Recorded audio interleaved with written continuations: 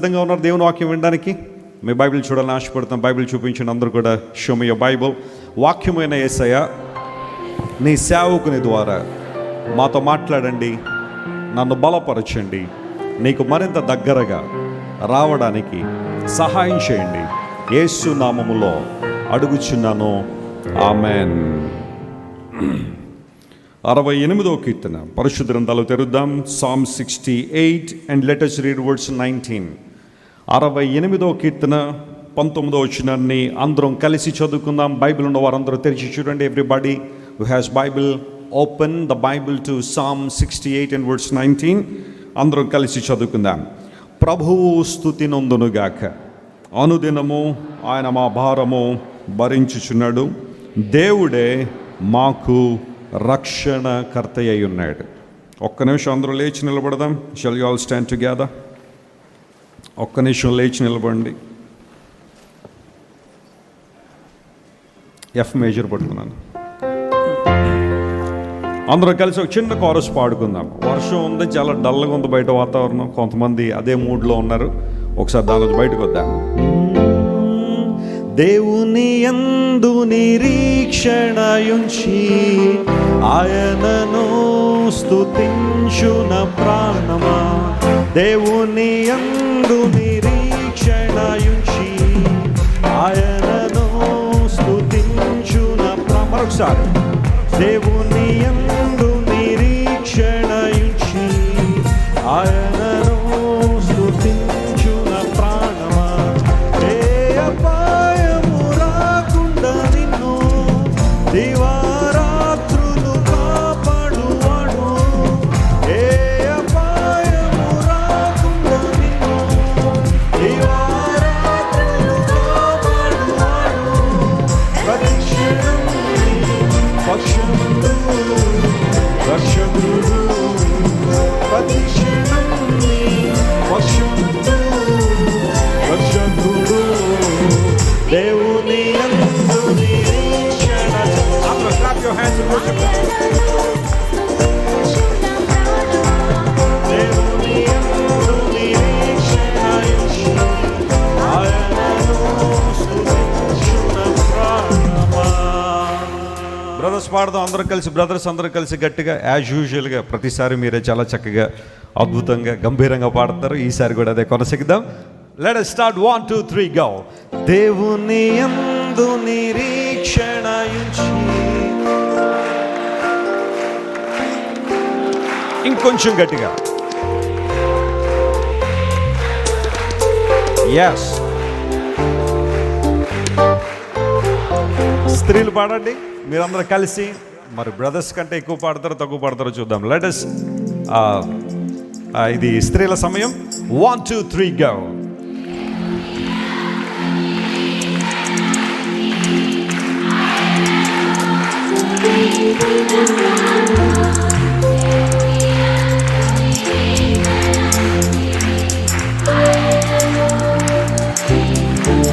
Everybody. దేవుని యందు నిరీక్షణయుంచి. చేతులు పైకి పట్టుకోవాలి. దేవుని యందు నిరీక్షణయుంచి ఆయనను స్తుతించున ప్రాణమా. ఆయనను స్తుతించున ప్రాణమా. ఆయనను స్తుతించున ప్రాణమా. Praise the Lord. Hallelujah. దయచేసి కూర్చోనండి. You may be seated. ఒకసారి ప్రక్కవారికి తిరిగి మాట చెప్పండి. నేను దేవుని వాక్యం వినబోతున్నానని చెప్పండి మాట. Alright, so that they won't disturb you. 68వ కీర్తన 19వ వచనం మనం చదివాం. అనుదినము ఆయన మా భారము భరించుచున్నాడు. కొంతమంది అనుకుంటారు యేసు ప్రభు బహుశా ఆదివారమే మన భారాలు భరిస్తారేమో, ఇంకా మిగతా రోజులు మన కష్టాలు, మన బాధలు, మన ఇబ్బందులన్నీ మనమే భరించుకోలేమో, మనమే వాటిని అనుభవించాలేమో అన్న ధోరణిలో కొంతమంది జీవిస్తూ ఉంటారు. అందును బట్టే తక్కిన రోజుల కన్నా ఆదివారం మాత్రమే వారు కొంచెం రిలాక్స్గా ఉంటారు. మిగతా రోజులన్నీ భారాలు మోసుకుంటూనే బ్రతుకుతూ ఉంటారు. కొంతమంది అనుకోవచ్చు ఒక 40 రోజుల్లో లేకపోతే ఒక 21 రోజుల్లో లేదా ఒక 60 రోజుల్లో ఉపవాస ప్రార్థనలు పెట్టినప్పుడు మాత్రమే దేవుడు మన భారాలు భరిస్తాడు. మిగతా రోజులన్నీ కూడా మన కష్టాలు, మన ఇబ్బందులు మనమే భరించుకోవాలనుకుంటారేమో. కానీ బైబిల్ మనల్ని బలపరుస్తున్న సత్యం ఏంటంటే, ప్రభువు స్తుతినందునుగాక. ఎందుకంటే అనుదినము ఆయన మన భారాన్ని ఏం చేస్తున్నాడు? ఆయన భరిస్తున్నాడు. చూడండి, ఉదయం లేచిన దగ్గర రాత్రి పడుకునేంత వరకు కూడా మనకి డైలీ రొటీన్ ఒకటి ఉంటుంది. డైలీ రొటీన్ అంటే అనుదిన చర్యలు, దినచర్య, లేదంటే నిత్య కృత్యములు. ఇంకొంచెం తెలుగులో మాట్లాడేసుకోవాలంటే ఇంకొంచెం గ్రాంథికంగా నిత్య కృత్యములు అనేవి రోజు మనం చేసే పనులు కొన్ని ఉంటాయి. ఎప్పుడైనా కొన్నిసార్లు కొంతమంది ఇంటర్వ్యూలు అటెండ్ అవుతున్నప్పుడు వాళ్ళకి ఇవ్వబడే కొన్ని ప్రశ్నలలో ఈ ప్రశ్న కూడా ఉంటుంది. ఉదయం లేచిన తర్వాత రాత్రి పడుకునే వరకు what is your daily routine, మీరు రోజు ఏం చేస్తుంటారని అడుగుతారు. ఒకవేళ అదే ప్రశ్న మిమ్మల్ని ఎవరైనా అడిగారు అనుకోండి, మీలో కొంతమంది ఏం చెప్తారు? ఏముందండి, భర్త పిల్లలు స్కూల్కి వెళ్ళిపోయిన తర్వాత, పిల్లలు స్కూల్కి వెళ్ళిపోయి భర్త ఆఫీస్కి వెళ్ళిపోయిన తర్వాత ఇక మనకంతా ఫ్రీ టైమే కాబట్టి టీవీ వేసుకుని ఒకదాని తర్వాత ఒకటి టీవీ సీరియళ్ళు కవర్ చేసిన తర్వాత మళ్ళీ చూసి ఊరుకుంటారా, మళ్ళీ ఇతరులతో ఏం చేయాలి, వాటిని చర్చించుకోవాలి. పిన్ని గారు ఆ సీన్ బాగుంది కదండి, అది ఆ డైలాగ్ బాగుంది కదని చెప్పి ఇంకా భర్త గారు వచ్చేంతవరకు కూడా ఇంకేమే అయితే నలుగురిని చుట్టూ వేసుకుని, లేకపోతే ఓ నలుగురిని గ్రూప్ కాల్లో వేసుకుని మాట్లాడేసే అలవాటు కొంతమందిలో ఉంటుంది. కొంతమంది బ్రదర్స్ ఉంటారు, మీ దినచర్య ఏంటి అని అడిగితే వాళ్ళు చెప్పే కూడా కొన్ని ఉంటే, ఉదయం లేస్తామండి, ఆఫీస్కి వెళ్తాం, లేకపోతే డ్యూటీలకు వెళ్తాం, ఫ్యాక్టరీలకు వెళ్తాం, ఆ తర్వాత సాయంకాలం వచ్చిన తర్వాత కాసేపు సోఫాలో రిలాక్స్ అయిన తర్వాత సాయంకాలం కాసేపు ఫ్రెండ్స్తో అలా గడిపి మళ్ళీ రాత్రి వచ్చి పడుకుని మళ్ళీ తెల్లవారుజామున మా ప్రయాణాలు, మా పనులు ఉంటాయని కొంతమంది చెబుతారే. కొంతమంది రకరకాలుగా వారి దినచర్యలు ప్లాన్ చేసుకునే వాళ్ళు చాలామంది ఉంటారు. 2009 సంవత్సరంలో బరాక్ ఒబామా హుస్సేన్ అని ఒక ఆయన అమెరికన్ పరిపాలన చేస్తున్న రోజుల్లో ఆయన ఒక ఇంటర్వ్యూలో ఇలా చెప్పాడు. ఎవరు అడిగారు, మీలో చాలామంది తెలుసు కదా, he was the 44th president of America. చాలా పవర్ఫుల్ పర్సన్. అమెరికన్ ప్రెసిడెంట్ అంటే ఇంకా ప్రపంచాన్నంతా వారు శాసిస్తూ ఉంటారు కాబట్టి వారి దినచర్య ఎలా ఉంటుందో తెలుసుకోవాలని చాలామంది ఆశపడుతుంటారు. నన్ను కూడా చాలామంది అడుగుతుంటారు, వెస్లన్న మీరు మార్నింగ్ లేచిన రాత్రి పడుకునేదాకా ఏం చేస్తుంటారు, ఇంత టైట్ స్కెడ్యూల్ ఎలా మేనేజ్ చేస్తారు, ఈ ప్రీచింగ్ ఎంగేజ్మెంట్స్ కానివ్వండి, ట్రావెలింగ్ కానీ, వాటి ప్లానింగ్ కావచ్చు, రివ్యూ మీటింగ్స్ కావచ్చు, షూటింగ్స్ కావచ్చు, ఇలాంటివన్నీ కూడా ఎట్లా ఉంటుంది ప్లానింగ్, మీరు ఎలా టైం యూటిలైజ్ చేసుకుంటారని కొంతమంది అడుగుతూ ఉంటారు. యూజువల్గా అలాంటి ప్రశ్నలు కొంతమంది అడగాల్సి వచ్చినప్పుడు బరాక్ ఒబామా గారిని ఎవరో ఒక ఇంటర్వ్యూయర్ అడిగాడు, మీరు ఏం చేస్తుంటారు సార్ ఉదయం లేచిన రాత్రి పడుకునేది, ఎందుకంటే you're the most powerful person in the world, మీరు తీసుకునే ప్రతి నిర్ణయం, మీరు మాట్లాడే ప్రతి మాట హోల్ వరల్డ్ని ఇంపాక్ట్ చేస్తుంటుంది కాబట్టి వాట్ ఈజ్ యువర్ స్కెడ్యూల్ అని అడిగితే ఆయన ఇలా అన్నాడు, I get up early in the morning and I do some exercise, I get to the office by 9, 9 గంటలకి ఆఫీస్లో కూర్చుంటాడట. I work until 6:30 in the evening. American president ఆఫీస్కి వెళ్ళి 9 గంటల నుండి సాయంకాలం 6:30 వరకు ఆఫీస్లో ఉన్న తర్వాత, ఆ తర్వాత 6:30కి ఆయన డిన్నర్ చేస్తాడట విత్ ఫ్యామిలీ, తన కుటుంబంతో కలిసి డిన్నర్ చేసిన తర్వాత he give some good time to his kids or children. వారి పిల్లలకి కొంచెం సమయాన్ని ఇస్తాడట. వారందరూ కలిసి మాట్లాడుకోవడం, లేకపోతే కొంచెం కలిసి ఆ కుటుంబంతో సమయాన్ని గడిపిన తర్వాత చిల్డ్రన్ 8:30కి వారు నిద్రపోతారట. 8:30కి వాళ్ళని బెడ్కి పంపించిన తర్వాత ఈయనకు ఒక ప్రత్యేకమైన రూమ్ ఉంటుందట. దానిలోకి వెళ్ళి ఆయన రేపటి దినం చేయాల్సిన పనులన్నీ కూడా ఒక లిస్ట్ అవుట్ చేసుకుంటాడు, స్కెడ్యూల్ చేసుకుంటాడు. ఒకవేళ ఏమన్నా మాట్లాడాల్సి వస్తే, ఆయన ఎక్కడైనా ఆయన స్పీచ్ డెలివరీ చేయాలన్నప్పుడు దాన్ని చాలా స్పష్టంగా రాసుకుని ప్రాక్టీస్ చేసి అది ఎలా ప్రజలకు అందించాలనేది ఆలోచన చేస్తారు. బ్రీఫింగ్ పేపర్స్ మీద ఆయన వర్క్ చేస్తుంటాడు అంటిల్ 11:30 ఇన్ ద నైట్. 11:30 దాకా పనిచేసి ఆ తర్వాత ఆయన పడుకుని ఎట్ అబౌట్ 12:30 లోపల ఆయన పడుకున్న తర్వాత మరలా 4:30కి ఆయన లేస్తాడు. కేవలం 4 గంటలు మాత్రమే పడుకుంటాడు. నేను చదివాను చాలా చోట్ల ఇలాంటి ఉన్నతమైన స్థితిలో, ప్రాముఖ్యంగా లోకానుసారంగా ఉన్నతమైన స్థితిలో సక్సెస్ఫుల్ పీపుల్గా పిలవబడిన వారందరూ 4 లేదా 5 గంటల కన్నా ఎక్కువసేపు వారు బెడ్ మీద ఉండరు. అంతకన్నా ఎక్కువ బెడ్ మీద ఉంటే పరిస్థితి ఏమైందంటే పనులన్నీ డిలే అయిపోవడం, ప్రొక్రాస్టినేషన్ రావడం, చేయాల్సిన పనులు ఆ రోజు చేయకుండా వాయిదాలు వేసుకోవడం, అలా ఒకలాంటి బద్ధకం, సోమర్తనం జీవితంలోకి వచ్చేస్తుంది. కాబట్టి మీరు ఎవరైనా సక్సెస్ఫుల్ పర్సన్ మీరు అడిగితే మీరు ఎంతసేపు పడుకుంటారు రోజు కంటే 4 లేదా 5 గంటల కన్నా ఎక్కువసేపు వారు బెడ్ మీద ఉండరు. ఒకవేళ ఎవరైనా ఎక్కువగా నిద్రపోతున్న వాళ్ళు ఎవరైనా ఉంటే ఇలాంటి వాళ్ళు కొంచెం స్ఫూర్తిగా మీరు తీసుకోవచ్చు, పర్వాలేదు. 6 గంటల కన్నా ఎక్కువ నిద్రపోవడం ద్వారా మీకు శరీరానికి కొంచెం హానే, కానీ దానివల్ల పెద్ద ఉపయోగం ఏమి ఉండదు.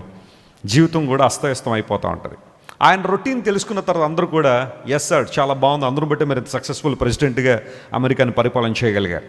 ఎవరినైనా తీసుకోండి, ఈయనే కాదు, ప్రపంచంలో ఒక స్పోర్ట్స్ స్టార్ కానీ, లేదా ఒక సెలబ్రిటీస్ని కానీ, యాక్టివిస్టులు కానీ, రెవల్యూషనలిస్టులు కానీ, ఇలాంటి వాళ్ళందరినీ మీరు తీసుకుంటే వాళ్ళకు ఒక దినచర్య ఉంటుంది. ప్రతిరోజు వారు చేయాల్సిన పనులు కొన్ని ఉంటాయి.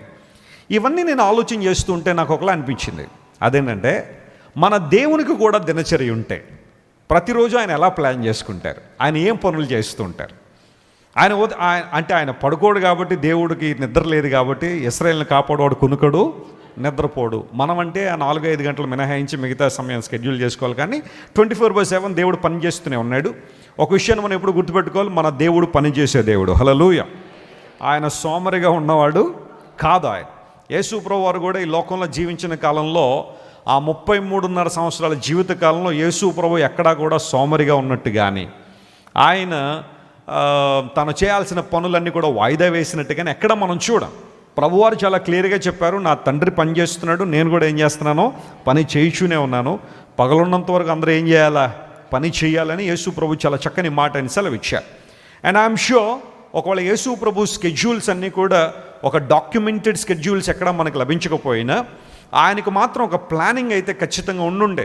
ఉదయం, మధ్యాహ్నం, సాయంకాలం, రాత్రి ఏ పనులు చేయాలి, ఎవరిని కలవాలి, ఎవరికి సువార్త అందించాలి, ఎవరిని స్వస్థపరచాలి, ఎవరిని బలపరచాలనే స్కెడ్యూల్ ప్రభువారికి ఖచ్చితంగా అయితే ఉండుండేది. నేను ఆలోచన చేస్తూ ఉంటే ఒకవేళ దేవునికే గనక డైలీ రొటీన్ ఉంటే ఆయన ఏం చేస్తారు, ఆయన పనులేంటి, ఆయన ఏం చేయాలనుకుంటారు మానవాళి పట్లని కొంచెం ఆలోచన చేస్తుంటే బైబిల్లో కొన్ని విషయాలు నేను గమనించగలిగాను. వాటిని ఈరోజు మీతో మాట్లాడాలని కోరుతున్నాను. అంటే మొత్తం హోల్ డే, ఉదయం నుంచి ఇంకా అర్ధరాత్రి వరకు 24 గంటలు కౌంట్ చేయాల్సిన ఆ పరిస్థితి అయితే లేదు. కానీ యూజువల్గా మనం ఉదయం, మధ్యాహ్నం, సాయంకాలం, రాత్రి అని ఒక 4 భాగాలుగా రోజును విభజిస్తే దేవుడు ఆ సమయాల్లో ఏం చేస్తున్నాడు, తన ప్రజల పట్ల దేవుడు ఎలాంటి కార్యాలు జరిగిస్తాడు, what is the daily routine of God అనే ప్రశ్న వేసుకుంటే ఈరోజు నేను కొన్ని ప్రాముఖ్య విషయాలు మీతో మాట్లాడి నా సందేశాన్ని ముగింపులో తీసుకొస్తాను. ఆసక్తిగా ఉందా దేవుడి రొటీన్ ఏంటో తెలుసుకోవాలని? Praise the lord. Alright.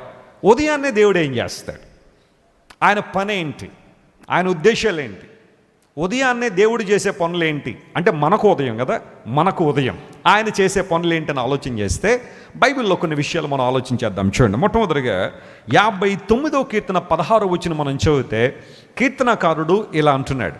Psalm 59 and verse 16 మనం చదువుతున్నాం. దానిలో ఈ మాట రాయబడింది, నీవు నాకు ఎత్తైన కోటగా ఉన్నావు, దేవా నీవు నాకు ఎత్తైన కోటగా ఉన్నావు, ఆపద దినమున నాకు ఆశ్రయముగా ఉన్నావు, నీ బలమును గూర్చి నేను నిన్ను కీర్తించెదను. ఉదయమున, చూడండి, ఉదయమున నీ కృపను గూర్చి ఉత్సాహగానము చేసేదను. నేను ఏ గానం చేస్తాను అంటే ఇప్పుడు భక్తుడైన దావీదు దేవుని సన్నిధిలో ఉత్సాహగానం చేస్తున్నాడట. దేనికోసం అంటే దేవుని కృప నిమిత్తము. అది కూడా ఎప్పుడు? ఉదయమున అనే మాట. దేవుడు కృపను అనుగ్రహించాడు కాబట్టే భక్తుడు స్తుతిగానం చేయగలిగాడు. ఆయన కృప లేకపోతే స్తుతిగానానికి అర్థం ఏమన్నా ఉందా? ఖచ్చితంగా లేదు. దేవుడు తన కృపను ఉదయమునే కృమ్మరించాడు గనుక, తన కృపను నూతనపరిచాడు గనుక ఇక్కడ దావీదు భక్తుడు ఉదయమున నీ కృపను గురించి నేను ఉత్సాహగానం చేస్తున్నాను అనే మాట అక్కడ రాశాడు. 90వ కీర్తనలో మోషే అనే దావీదునుడు ఇలా అన్నాడు. చూడండి, 90వ కీర్తన 14వ వచనం మనం చదివితే Psalm 90 and verse 14, the Bible says, ఉదయమున నీ కృపతో మమ్మల్ని ఏం చేయ ప్రభువా?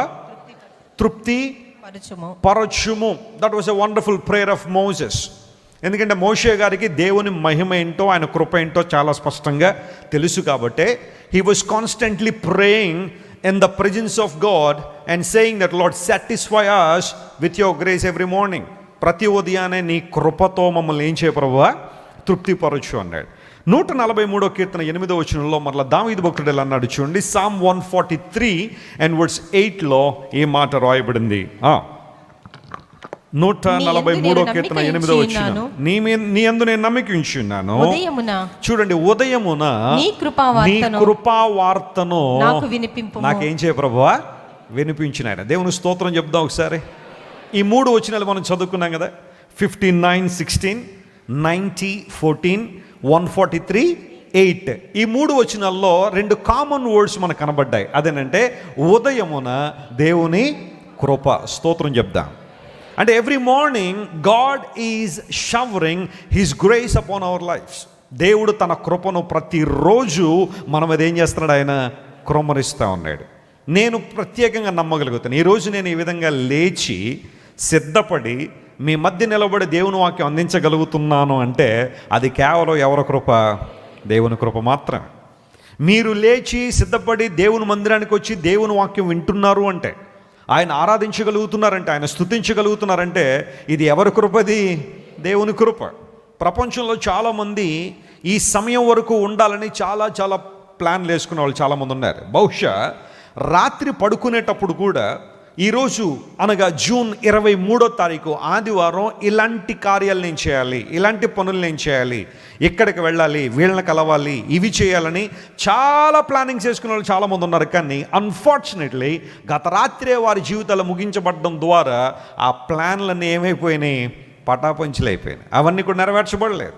బట్ మనందరం కూడా దేవుణ్ణి ఆరాధించగలుగుతున్నామంటే, స్తుతించగలుగుతున్నామంటే ఇది ఎవరి కృప అన్నమాట? దేవుని కృప. ప్రతి ఉదయమున దేవుడు తన కృపను మన పట్ల ఏం చేస్తున్నాడు? ఆయన కృమ్మరిస్తున్నాడు. ఎప్పటివరకు కూడా చాలా చక్కని ప్రైజ్ అండ్ వర్షిప్లో మనం దేవుని స్తుతించాం. నీ కృపయే కావలెనో, నీ కృపయే చాలును ప్రభువా. ఎప్పుడేం చెప్పారా? ఒక రోజున పౌలు మహాశయుడు అడిగాడు ప్రభువుని, ప్రభువా నాలో ఒక లోపం ఉంది, లేదా ఒక పరిస్థితి నాలో ఉంది, నాకు విడుదల కావాలని దేవుణ్ణి అడిగినప్పుడు ప్రభు ఇచ్చిన వాగ్దానం ఏంటో తెలుసా? నా కృప నీకు చాలును అనే మాట దేవుడు వాడాడు. My grace is sufficient for you. నువ్వు బ్రతకడానికి, జీవించడానికి, నా కోసం వాడబడ్డానికి, నా చిత్తాన్ని నెరవేర్చడానికి నా కృపను నీకెల్లప్పుడూ కూడా తోడుగా ఉంచాను పౌలా. నువ్వు బాధపడాల్సిన అవసరం లేదు, నువ్వు కృంగిపోవాల్సిన అవసరం లేదు. My grace is available to you and my grace is sufficient for you. నా కృప నీకు ఎప్పుడు తోడుగా ఉంది. చాలాసార్లు మనం వింటున్నాం, what is the definition of grace? కృప అంటే అర్థం ఏంటంటే పొందకూడని వారికి ఇవ్వగలిగే ఓ గొప్ప బహుమానమే కృప అన్నాడు దేవుని సేవకుడు. That's true. దేవుని కృప లేకపోతే మనలో ఏ ఒక్కరూ రక్షించబడేవాళ్ళం కాదు. ఆయన కృప లేకపోతే ఏ ఒక్కరం కూడా క్రీస్తు ప్రభుతో మన సహవాసం చేసి ఉండేవాళ్ళం కాదు. ఆయన కృప మన మీద కృమ్మరించబడకపోతే మనలో ఏ ఒక్కరం కూడా సంఘములో సభ్యులుగా ఉండేవారం కాదు. ఆయన కృప లేకపోతే మనలో ఏ ఒక్కరం కూడా నిరీక్షణ కర్తయ్యకు దేవుని వైపు మన దృష్టి నిలిపేవారం కాదు. మనలో దేవుని కృప లేకపోతే, జాగ్రత్త వినండి, నిత్యత్వానికి మన వారసులు అయ్యేవాళ్ళము కాదు. వాస్తవానికి మనందరం కూడా నరకపు దిశగా వెళుతున్న వారమే. ఏ భేదము లేదు, అందరూ పాపం చేసి దేవుడు అనుగ్రహించి మహిమను పొందలేకపోతున్నారు.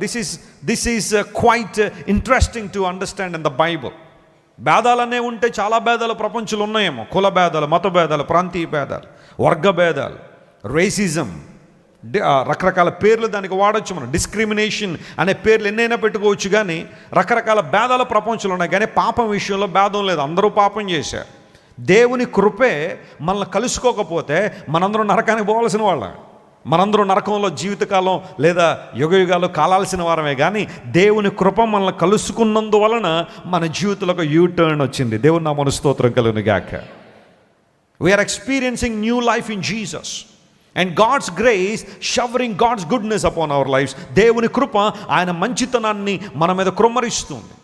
మనం చేసిన గొప్ప కార్యాలను బట్టో, మంచి పనులను బట్టో, 10 మందికి మేలు చేసామనో, లేదా 10 మందికి డొనేషన్లు ఇచ్చామనో మనం రక్షణ పొందలేదు. కానీ కేవలం యేసుక్రీస్తు ప్రభు యొక్క శిలువ మరణం ద్వారా, ఆయన శిలువలో చేసిన గొప్ప యాగము ద్వారా, ఆ యాగమందు మన విశ్వాసం ఉంచడం ద్వారా, క్రీస్తు ప్రభునందు హృదయపూర్వకంగా విశ్వాసం ఉంచడం ద్వారా, కృప ద్వారా మనందరం ఏం చేయబడ్డాం చెప్పండి? రక్షించబడ్డాం. What is the daily routine of God? ఉదయాన్నే దేవుడు చేసే పని అంటే ఆయన కృప మీద, ఆయన కృప మన మీద ఆయన లావిష్గా ఏం చేస్తున్నాడు? ఆయన కృమ్మరిస్తూ ఉన్నాడు. Are you enjoying God's grace in your life? Are you thanking God for His grace every day? ప్రతిరోజు ఉదయాన్నే లేచిన తర్వాత, దేవా నీ కృపను బట్టి నీకు స్తోత్రాలయ్యా, నేటికి సజీవ లెక్కలో నన్ను ఉంచావు, ఈ రోజంతా నేను నీ కోసం ఎలా వాడబడగలనో, ఎలా నీ కొరకు జీవించగలనో నీవు నన్ను గైడ్ చేయండి ప్రభువా, నీ చిత్తానుసారంగా నన్ను వాడుకోండి ప్రభువా అని నువ్వు ప్రార్థన చేయగలిగితే ఆ రోజంతా విజయం నీదే. హల్లెలూయా. ఏ విషయంలో కూడా నువ్వు కృంగిపోవడానికి వీల్లేదు. దేవుడు నీకు విజయాన్ని ఇస్తాడనే కృప ద్వారా నిన్ను బలపరిచే దేవుడు నీ జీవితంలో గొప్ప కార్యాలు జరిగిస్తాడు. ప్రపంచంలో ఎంతోమంది రక్షణను తమ సొంత కార్యాల ద్వారా, లేదా ధార్మిక కార్యాల ద్వారా, ధర్మ కార్యాల ద్వారా పొందుకోవాలని చాలా ప్రయత్నాలు చేస్తున్నారు.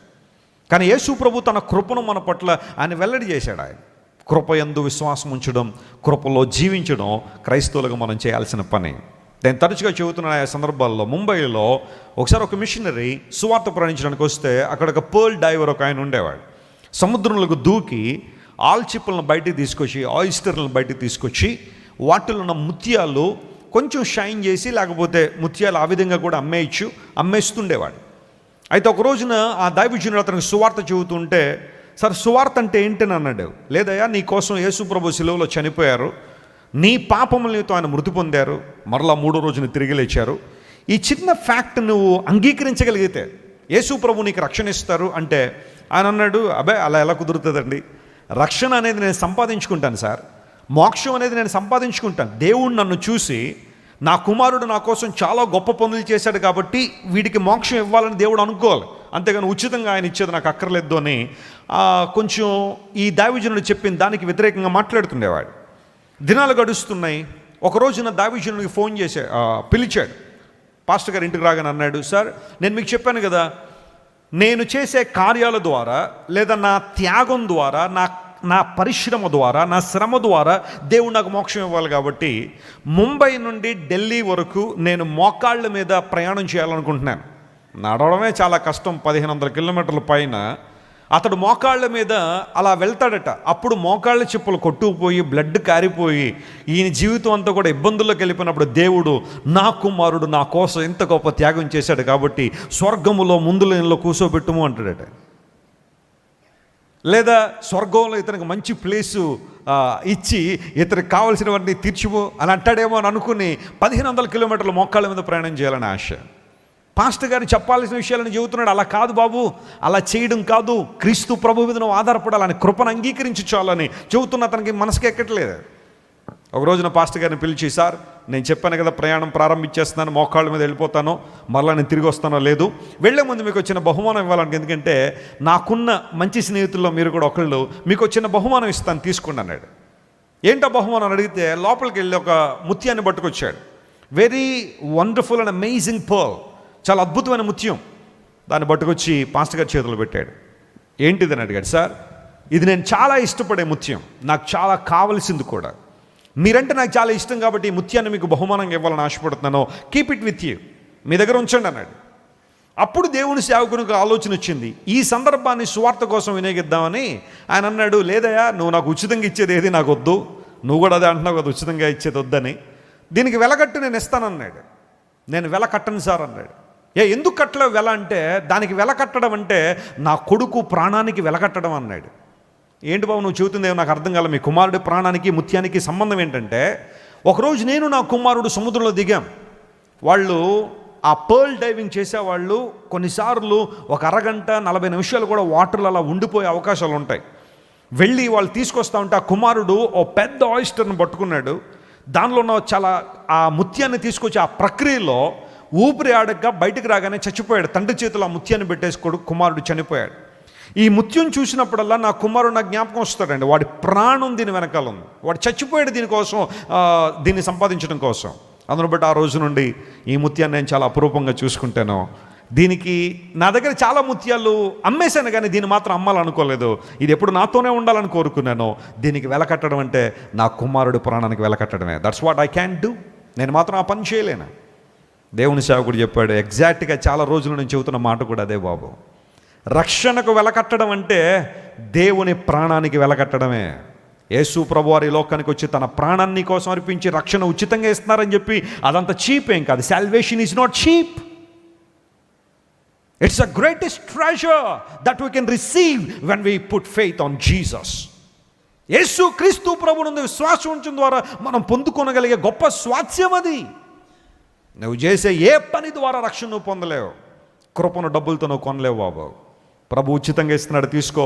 ఏ విధంగా ఈ ముత్యాన్ని నాకు ఆఫర్ చేసావో దేవుడు కూడా రక్షణ నీకు ఇవ్వాలని ఆశపడుతున్నాడు. నువ్వు తీసుకుంటే ధన్యుడు అవుతావని దేవుని సేవ కూడా ఆ సందర్భాన్ని వినియోగించుకుని అద్భుతంగా సువార్త చెప్పగానే ఆ వ్యక్తి యొక్క మనోనేత్రాలు తెరవబడ్డాయి. దేవుని నా మనస్తోత్రం కలుగునుగాక. కృప తప్ప ఏమైనా ఉందా జీవితంలో? నా నీ డబ్బు, నీ ఆస్తి, నీ అందం, నీకున్న చదువు, నీకున్న బంధు బలగము, కండబలం, గుండె బలం కాదు నీవు జీవించడానికి ఉపయోగపడుతుంది. ఇది కేవలం దేవుని కృప మాత్రమే. ప్రతి ఉదయాన్ని నువ్వేం చేస్తావు ప్రభు అని అడిగితే, ఒబామా గారు ఏమో 9 o'clock ఆఫీస్కి వెళ్ళిపోయి 6:30 వరకు పనిచేస్తున్నాడు కదా. దేవుణ్ణి అడిగితే ఏమంటారు తెలుసా? Every morning I shower my grace upon my people. Hallelujah. నా కృపను నా ప్రజల జీవితాలు ఏం చేస్తున్నాను? కృమ్మరిస్తున్నాను. ప్రతి ఉదయాన్ని కృపా వార్తను నాకు వినిపించు ప్రభు అని భక్తుడు ప్రార్థన చేసినట్టుగానే దేవుడు మనకు తన కృపా వార్తను ప్రతి ఉదయాన్నే మనకు వినిపింపజేస్తున్నాడు. ఉదయం లేచి పేపర్ తెరవగానే ప్రతి పేపర్లో ఏదో రకమైన చెడు వార్తలు మనం వింటున్నాం. హృదయాన్ని కలవరపరిచే మాటలు మనం వింటున్నాం. ఒకవేళ ఈ రోజున పేపర్లు చదవడం తక్కువైపోతే యాప్స్ వచ్చేసినాయి. ప్రతి న్యూస్ పేపర్కి ఒక యాప్ అనేది ఉంది. ఆ యాప్ ఓపెన్ చేయగానే ఫ్రంట్ లైన్లో ఉన్నవన్నీ ఏంటంటే ఏదో రకమైన చెడు వార్తలు, ఏదో రకమైన దుర్వార్తలు మనం వింటూనే ఉన్నాం. ఫలానా చోట కొండ చర్యలు విడిపడి 2,000 మంది చచ్చిపోయారని, పలానా చోట విమానం పైనుండి క్రిందకి జారిపోయిందని, అంటే ఆ టర్బులెన్స్ వల్ల జారిపోయి లోపల ఉన్న వాళ్ళు 30-40 మంది తీవ్రంగా గాయపడ్డారని, ఒక వ్యక్తి చనిపోయాడని, ఒక ఓడ మునిగిపోయిందని, లేకపోతే మరొక సందర్భాలు అక్కడ ఇక్కడ హత్యలు, మానభంగాలు, దోపిడీలు ఇలాంటివన్నీ జరుగుతున్నాయని ప్రతిరోజు పేపర్లో మనం చూస్తూ ఉంటే, వార్తలు అని మనం చదువుతా ఉన్న ప్రతి వార్త కూడా ఏదో ఒక కోణంలో ఒక చెడ్డ వార్తనే మన ముందు ఉంచుతూ ఉంది. కానీ ప్రపంచంలో దేవుని మాట, దేవుని వార్త మనం ఎక్స్పీరియన్స్ చేస్తున్న ప్రతి తుఫానులో, మనం ఎక్స్పీరియన్స్ చేస్తున్న ప్రతి గందరగోళంలో కూడా దేవుడు తన కృపావార్తను మనకి ఏం చేస్తున్నాడు? ఆయన వినిపింపజేస్తున్నాడు. You may be sitting in the pews in the church of God today with lot of questions and concerns. బహుశా ఈ ఉదయకాల సమయంలో కూడా నీలో ఎన్నో ప్రశ్నలు, పరిష్కారం దొరకని సమస్యలు ఎన్నో నీ జీవితంలో ఉన్నాయేమో. వీటి నుండి ఎలా బయటకు నేను రావాలి?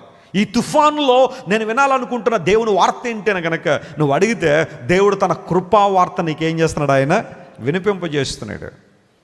బైబిల్ గ్రంథంలో ఎలిజబెత్ మరియు జకరియా అనబడే 2 భార్యాభర్తలు ఉన్నారు. వారిద్దరూ చాలా నీతిమంతులే, దేవుని మార్గంలో కొనసాగుతున్నవారు, దేవుని యొక్క ప్రతి ఆజ్ఞను పాటిస్తూ దేవుని దృష్టిలో వారు నీతిమంతులుగానే ఉన్నారు. But still they had a lakh in their lifes.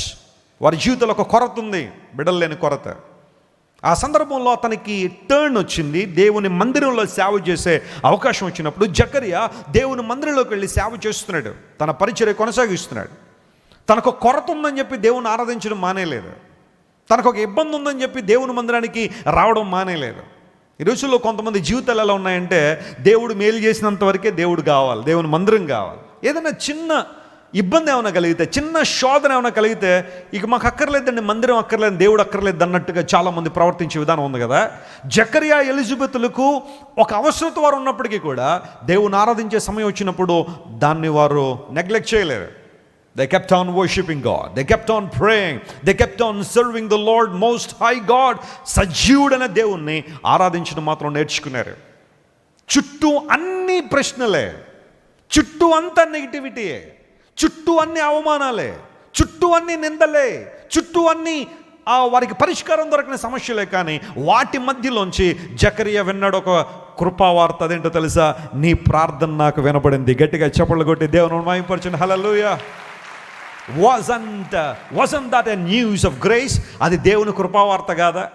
ప్రతి చోట కూడా అప్పటిదాకా వారు వినబడుతున్న, వారు విన్న నిందల అవమానాల మధ్యలో దేవుడు అన్నాడు, Zacharias, your prayers are being heard. నీ ప్రార్థనలు వినబడ్డాయి, నీ కుమారుని దయచేయబోతున్నాను. ఒక అద్భుతమైన కుమారుని దేవుడు ఇచ్చాడు. బాప్తిస్మిచ్చి యోహాను సకల ప్రవక్తల కన్నా గొప్పవాడికి ఎందుకు పిలబడ్డాడో తెలుసా? ప్రవక్తలందరూ కూడా మెస్సయ్య వస్తాడని చెప్పారు. బాప్తిస్మిచ్చి యోహాను ఇదిగో వచ్చాడని చెప్పాడు. గట్టిగా చప్పట్లు కొట్టి దేవుని మహిమపరచండి. He was a messenger of God. He was a herald of God. దేవుని యొక్క వాయిస్గా, దేవుని స్వరముగా బాప్తిస్మిచ్చి యోహాను అన్కాంప్రమైజింగ్ లైఫ్ జీవించాడు. దేవుని దగ్గరికి వెళ్ళిపోయాడు. ఎందుకు మాట చెబుతున్నాను తెలుసా? బహుశా నీ చెవుల్లో చాలా న్యూస్లు పడుతున్నాయేమో, చాలా వార్తలు వినబడుతున్నాయేమో.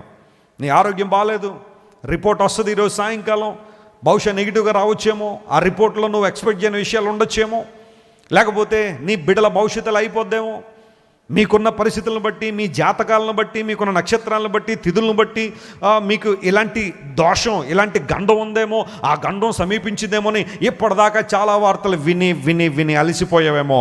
వెంటావా ఈరోజు కృపావార్త దేవుడు నీతో మాట్లాడుతున్నాడు. ఆ నీతో ఉన్నంతకాలం సకలము సమకూడి జరిగించే దేవుడు ఆయన. హల్లెలూయా. ఆయన ప్రేమించే వారికి సమస్తం ఏమవుతాయి? సమకూడి జరుగుతాయి. Can you believe that promise this morning? నమ్ముతావు ఈ వాగ్దానాన్ని? దేవుని ప్రేమించు వారికి, అనగా ఆయన సంకల్పం ద్వారా పిలవబడిన వారికి సమస్తమును జరుగుటకు, సమస్తమును మేలు కలిగి జరుగుటకై దేవుడు తన ప్రణాళికలు మన కోసం సిద్ధపరిచాడు. సమస్తము సమ్ముకుడు జరిగించే దేవుడు ఆయన. ఈరోజు నమ్ముతున్నావా? వాళ్ళు వీళ్ళు నిన్ను నిందిస్తున్నారని, హేళన చేస్తున్నారని బాధపడుతున్నావా? Hear God's voice of grace, దేవుని కృపావార్తను వినగలిగితే అంతకన్నా ఆధిక్యత మరొకటి లేదు. ప్రభు, నువ్వు ఉదయాన్నే ఏం చేస్తావు ప్రభు అంటే, దేవుడు ఏమి ఇచ్చాడు ఆన్సర్ చెప్పండి. నా కృపను ఏం చేస్తున్నాను? కృపరిస్తా. మధ్యాహ్నం ఏం చేస్తాడు ఆయన? మనం ఏం చేస్తాం మధ్యాహ్నం? ఏం పర్లేదు, మామూలు అక్కడ చెప్పండి. శుభ్రంగా కడుపు నిండా భోంచేసి కాసేపు భుక్తాయాసం అంటే 15 నిమిషాలు. మనం అది దాటేసి 2 గంటలు మధ్యాహ్నం నిద్రపోయేలు కూడా చాలామంది ఉన్నారు. ఆఫీసుల్లో కొంతమంది ఉంటారు. మధ్యాహ్నం భోజనం చేయగానే చెప్పండి, ఆ చైర్ మీద పడుకుని ఏం చేస్తారు చెప్పండి? నిద్రపోతారు. మొన్న ఎక్కడో చదివాను, ఒక ఇంట్లో ఒక ఆయన చైర్లోనే పడుకుంటాడట. ఆయన మంచం వాడ్డట. ఆయన ఎవరో వాళ్ళ కుమార్తెని అడిగారట, ఏమండి మీ నాన్నగారు మంచం మీద పడుకోరా? కుర్చీ మీద పడుకోవడం కష్టం కదంటే, లేదండి ఆఫీసులో ఆయనకి అలా పడుకుని ఏమైపోయింది? అలవాటు అయిపోయింది. మంచం మీద పడుకోమంటే నాకు నిద్ర రావట్లేదు, కుర్చీలోనే నాకు నిద్ర వస్తుందని చెప్పి ఆయన కుర్చీలోనే పడుకుంటాడట. ఆయన ఆఫీసుల్లో కొంతమంది ఇంకా లంచ్ అయిపోగానే ఇంకా 2 గంటలు నిద్ర వేసేసి 5 గంటల కంటే 4 గంటల నుండి బ్యాగులన్నీ సర్దేసి ఎప్పుడు 5 అవుద్దని కనిపెట్టే వాళ్ళు చాలామంది ఉంటారు. ఇక మధ్యాహ్నం పని ఏమీ లేదు. ఇక యూజువల్గా ఇలాంటివన్నీ ఎక్కువ గవర్నమెంట్ ఆఫీసులు ఎక్కువ జరుగుతాయని ఎవరో అన్నారు, నేను అంటలేదు. ఏడన్నా గవర్నమెంట్ ఎంప్లాయీస్ ఉంటే నా మీద ఇబ్బంది పెట్టుకోక, అలా జరిగే అవకాశాలు ఉండొచ్చేమోనని ఎవరో అన్నారు. తీసుకున్న డబ్బులకి న్యాయం చేయాలి కదా నువ్వు. గవర్నమెంట్ దగ్గర డబ్బులు తీసుకున్నప్పుడు పని చేయాలి కదా నువ్వు, మంచిగా పని చేయాలి. ఈ రోజుల్లో కొంచెం గట్టిగా పని చేస్తే మాకు అక్కర్లేదండి, గట్టిగా పని చెప్తే అబ్బో చాలా ఇబ్బంది పెట్టేస్తున్నారండి. డబ్బులు తీసుకునేటప్పుడు ఆ ఇబ్బంది ఉండదు చాలామంది కదా. సరే, అది ఎవరి ఎథిక్స్కి వాళ్ళకి వదిలేద్దాం అనుకోండి, ఎవరి నైతికత వాళ్ళది. కానీ ఆఫీసుల్లో ఎవరైనా క్రైస్తవులు పనిచేస్తుంటే మీరు తీసుకున్న డబ్బులకి ఏం చేయాలి? చక్కగా పని చేయండి. అక్కడ దేవుని సాక్షులుగా మీరు ఉండాలి. అంతేగాని ఈమె మధ్యాహ్నం అయిపోయిన బెడ్ వేసేస్తుందండి, లేకపోతే నిద్రపోద్దండి, సరిగ్గా పని చేయదు, ఇలాంటి సాక్ష్యాలు సంపాదించుకోకండి. మీరు పని చేసే చోట నమ్మకంగా ఉండండి. యోసేపు పొతిఫర్ ఇంట్లో ఉన్నప్పుడు ఏం పొందాడు? మంచి సాక్ష్యాన్ని పొందాడు కదా, చక్కగా పని చేశాడు. అతని వలన అతని యజమానుడికి ఏమొచ్చింది? నువ్వు ఎక్కడైనా పని చేస్తే నీ యజమానుడికి నీ ద్వారా ఏం రావాలి? ఇంత కన్నీళ్ళు కాదు రావాల్సింది. అనవసరంగా పెట్టుకున్నానండి వీళ్ళని వాళ్ళు బాధపడకూడదు. న్యాయం చేయాలి, పని చేయాలి, కష్టపడి పని చేయాలి. అలా అని చెప్పి ప్రతిదానికి నీకు ఇచ్చే జీతాన్ని క్యాలిక్యులేట్ చేసుకుని పని చేయమంటలా. నువ్వు చెయ్యంతే, దేవుడు ఒకరోజు నిన్ను జ్ఞాపకం చేసుకుంటాడు. ఆయన నీకు ఇవ్వాల్సిన ప్రతిఫలం ఆయన ఇస్తాడు. కొంతమంది బాగా క్యాలిక్యులేట్, నాకు 20,000 ఇస్తున్నారు శాలరీ, 20,000కి ఎంతే, అంతకుమించి ఎక్కువ మనం పని చేయకూడదు అన్నట్టుగానే క్యాల్కులేటివ్గా పని చేస్తుంటారు చాలామంది. It's a wrong method. నువ్వు చేయాల్సిన పని, నీ మీద పెట్టిన బాధ్యతను నెరవేర్చంతే. జీతం అనేది రిజల్ట్గా ఉండాలి, కానీ దానికోసం నువ్వు పని చేయొద్దు. ఇక్కడ ప్రభు నేను దీవించాలంటే, ఆశీర్వదించాలంటే నీ ఉన్న వర్క్ ప్లేస్లో కూడా ఆ ఎథిక్స్ నువ్వు ఫాలో అవ్వాలి. సరే, మధ్యాహ్నం మనం చేసే రొటీన్ ఏంటంటే భోంచేసేసి కాసేపు నిద్రపోతూ ఉంటాం, లేకపోతే ఎవరితో ఫోన్లో మాట్లాడుతూ ఉంటాం. ఏదో ఆ సమయాన్ని గడిపేయాలని చాలామంది అనుకుంటారు. కానీ దేవుణ్ణి అడిగితే, ప్రభువా మధ్యాహ్నం నువ్వేం చేస్తావు ప్రభువా? నీ రొటీన్ ఏంటి? మధ్యాహ్న కాలంలో నువ్వు చేసే పనులు ఏంటంటే, ఆయన దేవుని వాక్యంలో ఒక మాట నేను చూశాను. చూడండి, ఈసారి యోబు గ్రంథం 11వ అధ్యాయం 17వ వచనం దగ్గరికి రండి. Job chapter 11 and verse 17. యోబు గ్రంథం 11:17లో ఈ మాట చాలా స్పష్టంగా రాయబడింది. అప్పుడు నీ బ్రతుకు మధ్యాహ్న కాల తేజస్సు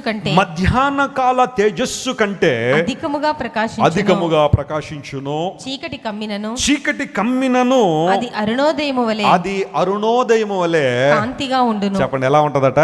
కాంతిగా ఉంటుంది. ఇప్పుడు చూడండి, ఈ మాటను జాగ్రత్తగా గమనిస్తే, నీ బ్రతుకు మధ్యాహ్న కాల తేజస్సు కన్నా అధికముగా ఏం చేస్తుంది అన్నాడు? ఇప్పుడు ప్రకాశింపజేసేది ఎవరు చెప్పండి? ప్రకాశించును అన్నాడు కదా అక్కడ. ఇప్పుడు ఆ వెలుగునిచ్చేది ఎవరు మనకి? దేవుడే కదా. మధ్యాహ్నపు వేళ సూర్యుడు ప్రచండంగా తన వెలుగును మన మీద కుమ్మరిస్తూ ఉంటాడు. అందరూ బట్టే 12 గంటల వేళ మధ్యాహ్నం ఎవరైనా సూర్యుడిని మన కళ్ళతో చూడగలమా? ఖచ్చితంగా చూడలేం. అది చాలా కష్టంగా ఉంటుంది. ఒకవేళ ఎవరైనా షేడ్స్ పెట్టుకుంటే, బ్లాక్ షేడ్స్ ఎవరైనా పెట్టుకుంటే ఒకవేళ సూర్యుని చూడొచ్చేమో, కానీ నేరుగా సూర్యుని మనం చూడలేం. ఎందుకంటే మధ్యాహ్న కాల సమయంలో ప్రచండమైన వెలుగు సూర్యుడు మన మీద కుమ్మరిస్తూ ఉంటాడు. అయితే దేవుడు చెప్పాలనుకున్న మాట ఏంటంటే, ఆయన చేతితో చేయబడిన సూర్యుడే అంతగా ప్రకాశిస్తూ ఉంటే నీతిశుడు నా ప్రభు ఇంకెంత ప్రకాశిస్తాడు ఆయన. హల్లెలూయా. ఆయన తన వెలుగును మన మీద ఏం చేస్తాడట? ఆయన ప్రసరింపజేస్తూ ఉంటాడు. కాబట్టి నీ వెలుగు ఎలా ప్రకాశిస్తుంది అంటే, మధ్యాహ్న కాలంలో సూర్యుని కన్నా నీ వెలుగు ఇంకా ఎక్కువగా ప్రకాశిస్తుందని ఒక చక్కని వాగ్దానాన్ని ఇక్కడ మనం చూసాం. దీనికి ఈ వచనానికి లింక్గా, అంటే ఈ వచనానికి మనం జత చేస్తే ఒక సందర్భాన్ని బైబిల్లో నేను మీకు జ్ఞాపకం చేయాలని కోరుతున్నాను. అది చదివితే ఇంకా క్లియర్గా మనకు అర్థమవుతుంది. అపోస్తుల కార్యగ్రంథం దగ్గరికి రండి. యాక్ట్స్ చాప్టర్ 22లో అండ్ వర్డ్ 6లో ఒక మాట మనం చూస్తాం. చూడండి, అపోస్తుల కార్యగ్రంథం 22వ అధ్యాయం 6వ వచనం చదువుతున్నాం. నేను ప్రయాణము చేయుచు దమస్కునకు సమీపించినప్పుడు మధ్యాహ్న కాలమందు ఆ మాట అండర్లైన్ చేసుకోండి. ఏ కాలం అంటది? మధ్యాహ్న కాలమందు ఆకాశము నుండి గొప్ప వెలుగు అకస్మాత్తుగా నా చుట్టూ ప్రకాశించెను. నా చుట్టూ ఏం చేసింది? స్తోత్రం చెప్పండి. హల్లెలూయా. ఇప్పుడు ఏ వెలుగు గొప్పది చెప్పండి? మధ్యాహ్న కాలం ముందు సూర్యుడు చాలా వెలుగిస్తాడు కదా. ఇప్పుడు సౌలు దాని గురించి మాట్లాడుతున్నాడు ఆయన, పౌలు గారు ఆ వెలుగు గురించి మాట్లాడుతున్నాడు ఆయన కాదు. Which is far beyond that light. మధ్యాహ్న కాలం ముందు భౌతిక సంబంధ సూర్యుడిచ్చే వెలుగు కన్నా ఓ మహా ఉన్నతమైన వెలుగు, ప్రజ్వలమైన వెలుగు నా చుట్టూ ప్రకాశించింది. పౌలు గారు ఇస్తున్న సాక్ష్యం ఇది. మీరు జాగ్రత్తగా అపోస్తుల కార్యగ్రంథం 9వ అధ్యాయం, 22వ అధ్యాయం, 26వ అధ్యాయం మీరు చదివితే పౌలు గారి సాక్ష్యం అంతా దానిలో రాయబడింది. 9వ అధ్యాయంలో సంఘటన జరిగింది. 22 మరియు 26 అధ్యాయాల్లో ఆయన మరలా ఆ సంఘటనను చెప్పడం ప్రారంభించాడు. ఆయన మీకు విషయం తెలుసా? కొన్నిసార్లు మనం చెప్పే బోధల కన్నా మనం చెప్పే సాక్ష్యమే అనేకులను ఏం చేస్తుంది చెప్పండి? ప్రభావితం చేస్తుంది. ఓ దేవుని సేవకుడు అందుకని ఇలా అంటాడు, your witness will shout more than your preaching. నీవు చేసే బోధ కన్నా నీవు చెప్పే సాక్ష్యము మరి ఎక్కువగా ఏం చేస్తుందట? ప్రభావితం చేస్తుంది మనుషులు. అందును బట్టే పౌలు గారిలో ఉన్న మంచి లక్షణం ఏంటంటే, ఆయన ఎక్కడ నిలబడితే అక్కడ తన సాక్ష్యాన్ని ఏం చేశాడు? పంచుకున్నాడు. ఆయన ఓ ప్రశ్న అడుగుతున్నా, మీ సాక్ష్యాన్ని ఎవరికైనా చెప్పారా ఎప్పుడైనా? మీ సాక్ష్యాన్ని మీ బంధువులకు చెప్పారు ఎప్పుడైనా? అమ్మ ఇదివరకు చాలా కోపంగా ఉండేదానివి, ఇప్పుడు ఏంటమ్మా ఇంత సాత్వికంగా అయిపోయావు, కోపం లేదు అసలు నీలో, మృదువుగా అయిపోయావు, చాలా సరళత్వం, మృదుత్వం, సౌమ్యం, స్వచ్ఛత ఇవన్నీ నీలో ఉన్నాయి. ఏంటి కారణం అంటే, మనం అంటే ఏమనుకున్నారు మరి? అది అలా ఉంటుంది అన్నావా? అక్కడ ఎవరికి మహిమ రాలేదు అంటే అదేదో నువ్వు ఎక్సర్సైజ్ చేస్తే వచ్చింది కాదు కదా, నీవు అనుకుంటే వచ్చింది కాదు కదా. పరిశుద్ధాత్మ దేవుడు నీకు ఇచ్చిన ఒక చక్కని వరం అది. సాత్వికంగా ఉండడం, మృదువుగా ఉండడం, ప్రేమ కలిగి ఉండడం, సంతోషంగా ఉండడం, దీర్ఘశాంతాన్ని కలిగి ఉండడం, ఆశా నిగ్రహాన్ని కలిగి ఉండడం. చెప్పు అక్కడ నా దేవుడు నా జీవితంలో ఏం చేశాడు? ఆయన మేలు చేశాడు. బ్రదర్, ప్రతిరోజు కూడా మీరు ఆ రోడ్డు మీద పడిపోయారు కదా, నా కార్నర్లో తాగి పడిపోయారు. ఇప్పుడు ఏంటంటే చాలా చక్కగా పొలైట్గా మర్యాదగా బైబిల్ పట్టుకుని వెళ్తున్నారు. ఏంటి సంగతి అంటే, అప్పుడప్పుడు అలా జరుగుతూ ఉంటాయండి అనడం కన్నా నా దేవుడు నా జీవితాన్ని ఏం చేశాడు? ఆయన మార్చాడు. నా ప్రభు అయిన యేసయ్య నా జీవితాన్ని మార్చాడు బ్రదర్ అని నువ్వు చెప్పగలిగితే అక్కడ ఎవరి నామం మహింపరచబడింది? దేవుని నామం. సాక్ష్యం చెప్పడం ద్వారా 3 ప్రధానమైన కార్యాలు జరుగుతాయి. జాగ్రత్త వినండి. We always encourage life changing testimonies in Christ worship centre. That's good. చాలా సాక్ష్యాలు మనం వింటున్నాం. దేవుడు ఎన్నో మేళ్ళు, స్వస్థతలు, విడుదల, వివాహాలు జరిగిస్తున్నారు ప్రభు. అనేక మందికి బిడ్డలను ఇస్తున్నారు, ఉద్యోగాలు వస్తున్నాయి, విదేశీ ప్రయాణాలు, ఎన్నో అద్భుతాలు ప్రభు చేస్తున్నాడు. అవన్నీ మంచిదే, చెప్పాలి. గాడ్స్ గుడ్నెస్ గురించి మనం మాట్లాడడం చాలా మంచిదే. కానీ దానికన్నా గొప్ప విషయం ఏంటో తెలుసా? నువ్వు ఎలా మార్పు చెందావు. క్రీస్తు ప్రభు ద్వారా రావడం ద్వారా నీ బ్రతుకు ఎలా మారింది, నీ జీవితం ఎలా మారింది, దాన్ని బేరీజ్ వేస్తుంది లోకం. అక్కడ కదా మనుషులు మౌనం అయ్యేదే. అద్భుతాలు, ఆశ్చర్యకార్యాలు జరుగుతున్నాయని సాక్ష్యాలు చెప్పడం చాలా మంచిదే. కానీ వాటితో పాటుగా నువ్వు ఎలా మార్పు చెందావు, నీ ప్రవర్తన ఎలా మారిందో, నీ యాటిట్యూడ్ ఎలా మారిందో, నీ బిహేవియర్లో ఎలాంటి మార్పులు వచ్చినాయో క్రీస్తు ప్రభుతో సహవాసం చేయడం ద్వారా చెప్పు. వాటిని కూడా పౌలు భక్తుడు వాటిని చెప్పడం ప్రారంభించాడు. మెట్ట మధ్యాహ్న వేళ, మధ్యాహ్న కాల సమయంలో ఈ సూర్యుని వెలుగు కన్నా అపారమైన వెలుగును నేను చూశాను. దేవుడు తన వెలుగును చెప్పండి, సౌలు మీద ఏం చేశాడు? ఆయన ప్రసరింపజేశాడు. మధ్యాహ్న కాల సమయంలో మనం నిద్రపోవడానికి ఉపక్రమిస్తామేమో, కానీ నా దేవుడు తన వెలుగును ప్రజల మీద కుమ్మరిస్తాడు. గట్టిగా చప్పట్లు కొట్టి దేవుని అనుమాయపరచండి. Hallelujah. Lord, what is your work in the afternoon అంటే మిగతా సమయాల్లో దేవుడు వెలుగును కుమ్మరించిన ఉద్దేశం కాదు. కానీ మీరు అనేక సందర్భాల్లో చూస్తే అబ్రహామును దేవుడు దర్శించిన సమయం ఎప్పుడో? మిట్ట మధ్యాహ్న వేళ. అబ్రహాము ఎండవేళ తన గుడారపు వాకిలి దగ్గర, ద్వారం దగ్గర కూర్చుంటే యెహోవా అతనికి ఏం చేశారట? కనబడ్డాడు. Unusual time. బహుశా ఆ సమయంలో అందరూ నిద్రపోవడానికి ఉపక్రమిస్తారేమో, భుక్త ఆయుసం తీర్చుకోవడానికి. కానీ Abraham was waiting for God's vision. Mamre అనే ప్రాంతంలో అబ్రహాం ఉన్నాడు. మమ్రే అనే మాటకు కూడా అదే అర్థం, దర్శనం అని అర్థం, విజన్ అని అర్థమైతే అక్కడ కూర్చున్న అబ్రహాముకు దేవుడు కనబడ్డాడు. కనబడ్డం మాత్రమే కాకుండా తన వాగ్దానాన్ని స్థిరపరిచాడు. అధ్యాయంలో 18వ అధ్యాయం మీరు ఇంటికి వెళ్ళిన తర్వాత చదివితే, నేను నీకు కుమారుని ఇవ్వబోతున్నానని దేవుడు ఇచ్చిన వాగ్దానం స్థిరపరిచాడు అక్కడే. మిట్ట మధ్యాహ్నపు వేళ దేవుడు తన వెలుగును తన ప్రజల మీద కుమ్మరించడం ద్వారా జీవితంలో మార్పును, ట్రాన్స్ఫర్మేషన్. యేసు ప్రభు యొక్క రొటీన్ ఏంటి? ఆయన ఏం చేస్తున్నారు? ఈరోజు చాలామంది అడుగుతున్నారు, యేసు ప్రభు ఏం చేస్తున్నారు? ఆయన సేవకులు ఏం చేస్తున్నారు? పాస్టర్లు ఏం చేస్తున్నారు? దేవుని సేవకులను పిలువబడుతున్న వారి పని ఏంటి అంటే మతాలు మారుస్తున్నారని కంగారు పడేవాళ్ళు చాలామంది ఉన్నారు. మత మార్పిడి. ఈరోజు చిన్న పిల్లోని కూడా ఒక విషయంలో కన్విన్స్ చేయలేకపోతున్నాం. తెలుసా మీకు ఆ విషయం? మతాలు మార్చేస్తున్నారు ఏదో ప్రలోభలో పెట్టి అని కొంతమంది ఆరోపిస్తారు. కానీ చిన్న పిల్లలను కూడా చిన్న విషయాలు కూడా కన్విన్స్ చేయలేకపోతున్నాం. అంత ఈజీగా మారిపోయేవాళ్ళు కాదు మతాలు మార్చేయడం అంటే, అంత ఈజీ. ఇంకా ఎందుకు ప్రజలు ప్రభు దగ్గరికి వస్తున్నారు? అదే ఆలోచన చేస్తే బాగుంటుంది. ఎందుకు ప్రజలు యేసు ప్రభువుని ఆశ్రయిస్తున్నారు? అక్కడ ఆలోచన చేస్తే బాగుంటుంది. కానీ ప్రతిసారి ఏవో మత మార్పులు జరిగిపోతే మతాలు మార్చేస్తున్నారన్న ధోరణి కొంతమంది కల్పిస్తూ ఉన్నారు. అసలు జరుగుతున్నవి చాలా ఉన్నాయి. అవన్నీ చెబితే కొంతమంది ఫీల్ అవుతారు. కానీ అసలు మార్పులు జరుగుతున్నాయి కొన్ని చోట్ల ఉన్నాయి. మన భారతదేశంలో ఒక ప్రత్యేకమైన స్థలంలో ప్రతి ఏటా 6 లక్షల మందిని ఒక మతంలోకి మారుస్తారు. సామూహిక మత మార్పిడి అంటారు దాన్ని. 6 లక్షల మందిని ప్రతి ఏటా జరిగే కార్యక్రమం అది మత మార్పిడి అంటే. కానీ యేసు ప్రభు సువార్తను విని స్వచ్ఛందంగా నిర్ణయాలు తీసుకుని, నాకు ప్రభువు కావాలి, ఇలాంటి ప్రేమగల దేవుడు నాకు కావాలి, ఇలాంటి పరిశుద్ధుడు నాకు కావాలి, ఇలాంటి పవిత్రుడు నాకు కావాలి, నా కోసం ప్రాణం పెట్టిన నా దేవుడు నాకు కావాలి, నా రక్తాన్ని అడిగిన వాడు కాదు ఆయన, తన రక్తాన్ని నా కోసం కార్చిన వాడు కావాలని స్వచ్ఛందంగా ప్రభువుని అంగీకరించడం అది ఎప్పుడు మత మార్పిడి కాదు, అది ఎప్పుడు మతి మార్పిడి. హల్లెలూయా. దేవుడు చేస్తున్న పని అదే. ఏం చేస్తున్నారు యేసు ప్రభు అంటే? జీవితాలు మారుస్తున్నాడు, ఆయన బ్రతుకులు మారుస్తున్నాడు. అనేక మంది నరమాంస భక్షకులు, అనేక మంది త్రాగుబోతులు, జూదగాళ్ళు, అక్రమార్కులు, అన్యాయస్తులు, దోపిడీదారులు, దొంగతనాలు అంటే చిన్నవి ఇళ్ళకి కన్నాలేసి ఓ 100 రూపాయలు, 200, 300, 400 దొబ్బేసేవాళ్ళు ఉంటారు చూసారా, వాటిని దొంగతనాలు. దోపిడీదారులు ఏంటో తెలుసా? వేల కోట్లు చెప్పండి పక్కదారుల్లో వేసేవాళ్ళు ఉంటారు చూసారా, అది. దోపిడీదారులు చాలామంది ఉన్నారు ఈ రోజుల్లో. కానీ దేవుని వాక్యం సెలవిస్తూ ఉంది, కొన్నిసార్లు అలాంటి వ్యక్తులు కూడా యేసు ప్రభు మాటలు విని వాళ్ళు కూడా ఏం చేస్తున్నారు చెప్పండి? రక్షణ పొందుతున్నారు, మారు మనసు పొందుతున్నారు. యేసు ప్రభు ఏం చేస్తారు? హృదయాల్లో మార్పును, జీవితాల్లో మార్పును ఆయన తీసుకొస్తున్నారు. పౌలు మారతాడు అని ఏ ఒక్కరు ఏం చేయలేదు చెప్పండి? నమ్మలేదు బహుశా. అతడు ప్రార్థన చేయించున్నాడు. అననీయ తిన్నదనపడ వీధిలో ఉన్నాడు డమాస్కస్లో. వెళ్ళు, సౌలు ప్రార్థన చేస్తున్నాడంటే అన్నయ్య నమ్మలేదు. ప్రభు అలాంటాడు మారతాడని నేనైతే అనుకోవట్లేదని. కానీ ప్రభు చెప్పాడు, ఇన్సిస్ట్ చేశారు, గో, హీస్ ప్రేయింగ్. నువ్వు వెళ్ళి అతని కోసం ప్రార్థన చేయాలా, పరిశుద్ధాత్మ శక్తిని అతను పొందాలి. నా కొరకు నేను ఏర్పరచుకున్న సాధనం అతను, అన్యజనుల నా నామాన్ని భరించడానికి ఏర్పరచుకున్న సాధనం, వెళ్ళు అని ప్రభు చెప్పగానే అప్పుడు వెళ్ళాడు అననీయ. Nobody believe that Paul could change in his life. అతని జీవితంలో పౌలు మారతాడని ఏ ఒక్కరు అనుకోలేదు. కానీ అలాంటి వ్యక్తిని కూడా నా దేవుడు మార్చడం మాత్రమే కాదు, తన సాధనంగా వాడుకున్నాడు. దేవుడు నామమున స్తోత్రం కలుగునుగాక.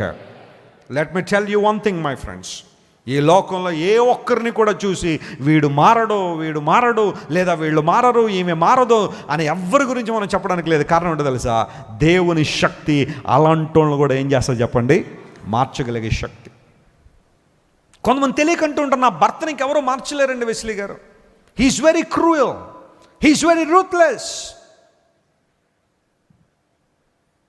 He's very wicked. Of course అవన్నీ నిజాలే కావచ్చేమో, కానీ హూ నోస్?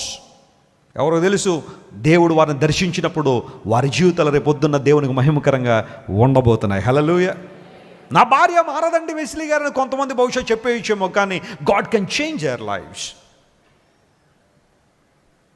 మన డ్యూటీ జడ్జిమెంట్ చేయడం కాదు. Sometimes we behave like we want to judge everybody. ప్రతి ఒక్కరిని జడ్జ్ చేసేయాలనుకుంటాం. ఒకవేళ అవకాశం మనకి ఇస్తే పరలోకం దగ్గర నిలబడమ్మా, ఎవరు లోపల రానితో రానమ్మా, మిగతా బయట పంపించండి, మనం ఎంత జడ్జ్ చేద్దాం అందరినీ కదా. కానీ దేవుడు అవకాశం మనకి ఇవ్వలేదు. Our duty is to proclaim gospel. Hallelujah. దేవుని సువార్త చెప్పడమే మన బాధ్యత. దేవుడు మనకు నేర్పించిన విషయం. జడ్జ్ చేసేది ఆయన. దేవుడు సర్వలోక న్యాయాధిపతి. ఆయన జడ్జ్ చేస్తాడు. మనం చేయాల్సిన పని ఏంటి అంటే ప్రార్థన చేయాలి. మారు మనసు లేని వాళ్ళ కోసం, రక్షణ లేని వారి కోసం ప్రార్థన చేయడం చాలా మంచిది, కానీ వాళ్ళు మారండి అని చెప్పి మనం జడ్జ్మెంట్లు ఇవ్వాల్సిన అవసరం లేదు. That's what the Bible says. దేవుడు ఏం చేస్తాడు? మధ్యాహ్నం నీ రొటీన్ ఏంటి ప్రభు అంటే, I'm changing the hearts of people. ప్రజల హృదయాలు మారుస్తున్నాను. వెలుగును కృమ్మరించిన దేవుడు సౌలు జీవితాన్ని ఒక వెలుగుగా మార్చాడు. హల్లెలూయా. అందరూ బట్టే లూకా గారు పౌలు గారి పరిచర్య గురించి రాస్తూ, త్రోయ్ అనే ప్రాంతంలో పౌలు గారు వాక్యం చెప్పడానికి వెళ్ళినప్పుడు ఆ మేడగదిలో, మేము కూడి ఉన్న మేడగదిలో అనేకమైన దీపములు ఉన్నాయనే మాట వాడాడు. అపోస్తలుల కార్యములు 20:7 ఆ సంఘటనలో మనం చూస్తాం. త్రోయ్ అనే ప్రాంతంలో పౌలు గారు వాక్యం చెబుతుంటే ఆ మేడగదిలో ఏమున్నాయంట చెప్పండి? దీపాలు ఉన్నాయంట. ఏ దీపాలు? ఇప్పుడు మన చర్చిలో ఇవన్నీ ఉన్న పెద్ద పెద్ద లైట్లు, ఇవన్నీ కూడా వీటి గురించి మాట్లాడారా? లోక గారు వాటి గురించి మాట్లాడా? అక్కడున్న ప్రతి ఒక్కరు ఒక దీపమే. Praise the lord. అక్కడ కూర్చున్న ప్రతి ఒక్కరు దేవుని కోసం వెలుగుతున్న దీపాలే. ఆయన మనల్ని వెలిగిస్తున్నాడు. ఆయన భౌతిక సంబంధమైన సూర్యుడు ఒకలాంటి వెలుగును మనకిస్తాడేమో, కానీ నీతి సూర్యుడైన ప్రభు అంతకన్నా గొప్ప తేజస్సును మన జీవితాల్లో ఉంచే దేవుడు ఆయన. అందును బట్టే నీ వెలుగు మధ్యాహ్న కాల తేజస్సు కన్నా అధికముగా ఏం చేస్తుంది? ప్రకాశిస్తుంది. How many of you believe that promise today? Praise the Lord. యేసయ్య మన జీవితాలను ఏం చేశాడు? ఆయన వెలిగించడానికి వచ్చాడు. ఆయన ఆ కారణాన్ని బట్టే నీతిమంతులు సూర్యుని వలె ఉంటారు, బలముతో ఉదయించి సూర్యుని వలె ఉంటారు. న్యాయాధిపతుల్లో మాట స్పష్టంగా ఎందుకు రాశాడో తెలుసా? ఈ భౌతికమైన సూర్యుడు భౌతికమైన వెలిగిస్తాడేమో, కానీ దేవుని ప్రజలు దేవుని చేత వెలిగించబడితే మనం కూడా సూర్యకాంతి వలె ఏం చేస్తాం చెప్పండి? ప్రకాశిస్తాము. What is your routine God in the afternoon? I'm changing hearts of my people. ప్రజల హృదయాలను ఏం చేస్తున్నాడు? ఆయన మారుస్తున్నాడు తన వెలుగును కుమ్మరించడం ద్వారా. ఇప్పుడు సాయంకాలం ఏం చేస్తాం చెప్పండి? సాయంకాలం మనం భుక్తాయాసం తెచ్చుకున్న బయటకు వచ్చిన తర్వాత ఇప్పుడు ఫ్రెండ్స్ కావాలి. నలుగురు ఫ్రెండ్స్తో తిరగడమో, లేకపోతే స్నాక్స్ తినేసి కాసేపు అలా మేడ మీదకి వచ్చి ఆ ఇంట్లో ఏం జరుగుతుందో, ఈ ఇంట్లో ఏం జరుగుతుందో తొంగి చూడడం. కొంతమందికి ఇంట్రెస్ట్ బాగా ఎక్కువ ఈ రోజుల్లో. వాళ్ళ ఇంట్లో ఏం జరుగుతుందో వాళ్ళకి ఏమీ అక్కర్లేదు. పక్క ఇంట్లో కొంచెం సౌండ్ రాగానే అమ్మో ఏదో అయిపోతుంది, అర్జెంటుగా మనం వినకపోతే రాత్రి మనకి ఏం పడదో, నిద్ర పడదో. భార్యాభర్తలు ఏదో ఒకరికొకళ్ళు ఏదో ఫ్యాన్ గట్టిగా తిరుగుతుందనో, లేకపోతే ఏసీ గట్టిగా సౌండ్ వస్తుందో కొంచెం గట్టిగా మాట్లాడుకుంటారు. వాళ్ళు మాట్లాడుకోగానే వీళ్ళు వెళ్ళిపోయి ఏం చేస్తారు చెప్పండి? ఆ కిటికీల దగ్గర అమ్మ ఏమనుకుంటున్నారు? ఇప్పుడు దాన్ని మళ్ళీ ఇప్పుడు ఎవాల్యూట్ చేసేలేము. ఇప్పుడు సివిల్స్లో రాసేయాలి ఇప్పుడు అవన్నీ. అందును బట్టి అమ్మగారు వాళ్ళ కిటికీ దగ్గర వీళ్ళ కిటికీ దగ్గరికి వెళ్ళి అవన్నీ ఇన్ఫర్మేషన్ లాగేసి మొత్తం అందరికీ ఏం చేస్తారు చెప్పండి? పాసాన్ అందరికీ చేర్చడమే. అందును బట్టి టెలిగ్రామ్ కన్నా ఉమెన్ గ్రామ్ ఎక్కువగా వెళ్తుందట స్పీడ్గా. ఎవరు అన్నారు? నేను అంటలేదు. స్త్రీలు నేను అంటలేదు, ఎవరో అన్నారు. టెలిగ్రామే చాలా ఫాస్ట్గా వెళ్తుంది కదా. ఇప్పుడంటే ఈమెయిల్స్ ఇవన్నీ వచ్చిన పూర్వదినాల్లో ఏదన్నా వార్త స్పీడ్గా వెళ్ళాలంటే ఏం చేసేవారు? స్టార్ట్ ఇమ్మీడియట్లీ అనగానే అయ్యో ఏదో అయిపోయిందండి, మా ఇంట్లో ఎవరో పోయారండి. రాగానే బర్త్డేరా అందుకని పిలిచానంటే ఏమంటుంది? బర్త్డేకి స్టార్ట్ ఇమ్మీడియట్లీ అని పెడతావా? టెలిగ్రాములు ఎప్పుడైనా వచ్చినాయి అంటే కొంచెం మనకి ఏం చెప్పండి, కొంచెం బ్యాడ్ న్యూసే టెలిగ్రాముల్లో వచ్చేది. కానీ ఉమెన్ గ్రామ్ అంటే ఇంకా స్పీడ్గా కొండలు, పర్వతాలు, నదులు, సరస్సులు దాటేసి పసిఫిక్ మహాసముద్రం 7 సార్లు చుట్టేసి వచ్చేస్తుంది. ఎవరో ఆ ఒక్కొక్క మాట. సాయంకాలం అయిపోయిన కొంతమంది ఇతర ఇళ్లల్లో ఏం జరుగుతున్నాయో, అక్కడేమైపోతుందో ఇక్కడేమైపోతుందో ఇవే ఎక్కువ చాలామంది ప్రయాస. అమెరికాలో ఒకసారి ఒక ఫైర్ స్టేషన్కి ఫోన్ వచ్చిందట, సార్ ఇల్లు కాలిపోతున్నాం, మీరు అర్జెంట్ రాగండి అనగానే వెంటనే వాళ్ళు టంగటంగ అని చెప్పి అంబులెన్స్ మోగించుకుని వెళ్ళిపోయారట. వెళ్ళి అక్కడ ఇల్లంతా ఆరిపి వచ్చేసరికి ఫైర్ స్టేషన్ మొత్తం కాలిపోయిందంట. ఇక్కడ ఇది నిజంగా జరిగింది. కొన్నిసార్లు ఆ సంఘటన ఎలా అనిపిస్తుంది అంటే వీళ్ళు వెళ్ళి మొత్తం ఊరంతా ఆపేసి వస్తున్నారు, కానీ ఇక్కడేమవుతుంది, కాలిపోతుంది, చూసుకోలేదు. కొంతమంది వాళ్ళ స్థితిగతులు వారు పట్టించుకోరు. ఎలా బాగు చేసుకుందామా, ఎలా సరి చేసుకుందామా, లేకపోతే ఎలా బెటర్గా అవుదామా అక్కర్లా. ఎప్పుడు ప్రక్కోళ్ళు వాళ్ళ దగ్గర ఏమవుతుంది, వీళ్ళ దగ్గర ఏమవుతుంది, ఆ న్యూస్ ఎలాగా, ఈ న్యూస్ ఎలాగా, వాటికి ఎలాగ మనం కొంచెం ఇంకా యాడ్ చేసి వాటిని ఎలా ప్రపంచంలో పంపించాలా, ఇలాంటివన్నీ చాలామంది చేస్తున్న పని. సాయంకాలం అయినపోయేసరికి కొంతమంది పరిస్థితులు అవే. కానీ దేవుణ్ణి అడిగితే, ప్రభా నువ్వు సాయంకాలం ఏం చేస్తావు ఆయన అంటే, మార్కు సువార్త 1వ అధ్యాయం దగ్గరికి రండి. మార్కు సువార్త 1వ అధ్యాయం 32వ వచనం చదివితే, God's routine in the evenings, సాయంకాల సమయంలో దేవుడు చేసే పని ఏంటో అక్కడ రాయబడింది. 11:32 సాయంకాలము ప్రొద్దుగుంకినప్పుడు జనులు సకల అనే మాట అండర్లైన్ చేసుకోండి అక్కడ. సకల రోగులను, దయ్యములు పట్టిన వారిని ఆయన యొద్దకు తీసుకొని వచ్చి, ఆయన యొద్దకు ఏం చేశారట, తీసుకురాగా ఏం చేశాడు ఆయన, పట్టణమంతయు ఆ ఇంటి వాకిటి కూడి ఉండెను. ఆయన నానావిధ రోగముల చేత పీడింపబడిన అనేకులను స్వస్థపరిచి అనేకమైన దయ్యములను వెళ్ళగొట్టెను. అవి తన్ను ఎరిగి చాలండి, ఈ మాట నాతో చెప్పండి. ఆయన నానావిధ రోగముల చేత పీడింపబడిన అనేకులను స్వస్థపరిచి. ఎప్పుడు జరిగింది ఇది? సాయంకాలం ప్రొద్దుగుంకినప్పుడు. రోగముల చేత పడి ఉన్నవారు, దయ్యముల చేత పీడించబడుతున్నవారు. నాకు అనిపిస్తుంది వాళ్ళందరూ సాయంకాలం ఎందుకు తీసుకొచ్చారని ఇక్కడికి. మార్నింగ్ అంతా ఏం చేసి ఉంటారు వాళ్ళు? చాలామంది డాక్టర్ దగ్గరికి వెళ్ళి ఉంటారేమో కదా, చాలా చోట్ల తిరిగి అలసిపోయి ఇప్పుడు ఎక్కడికి వచ్చారు వాళ్ళు. కానీ ప్రభువు వాళ్ళని తృణీకరించలేరు. మీరు ఉదయం అంతా ఇష్టానుసారం తిరిగి అక్కడికి వెళ్ళి చివరికి వస్తారు నా దగ్గరికి, మీరు వెళ్ళిపోండి అని ప్రభు అనలేదు. కానీ సాయంకాలమున ప్రొద్దుగుంకినప్పుడు అనేక మంది దయ్యముల చేత పీడించబడుతున్న వారిని సకల రోగముల చేత. బహుశా మార్క్ గారు అక్కడ లిస్ట్ రాసి ఉంటే ఆ లిస్ట్ ఎంతవరకు వెళ్ళేదో మనకు తెలియకపోవచ్చు.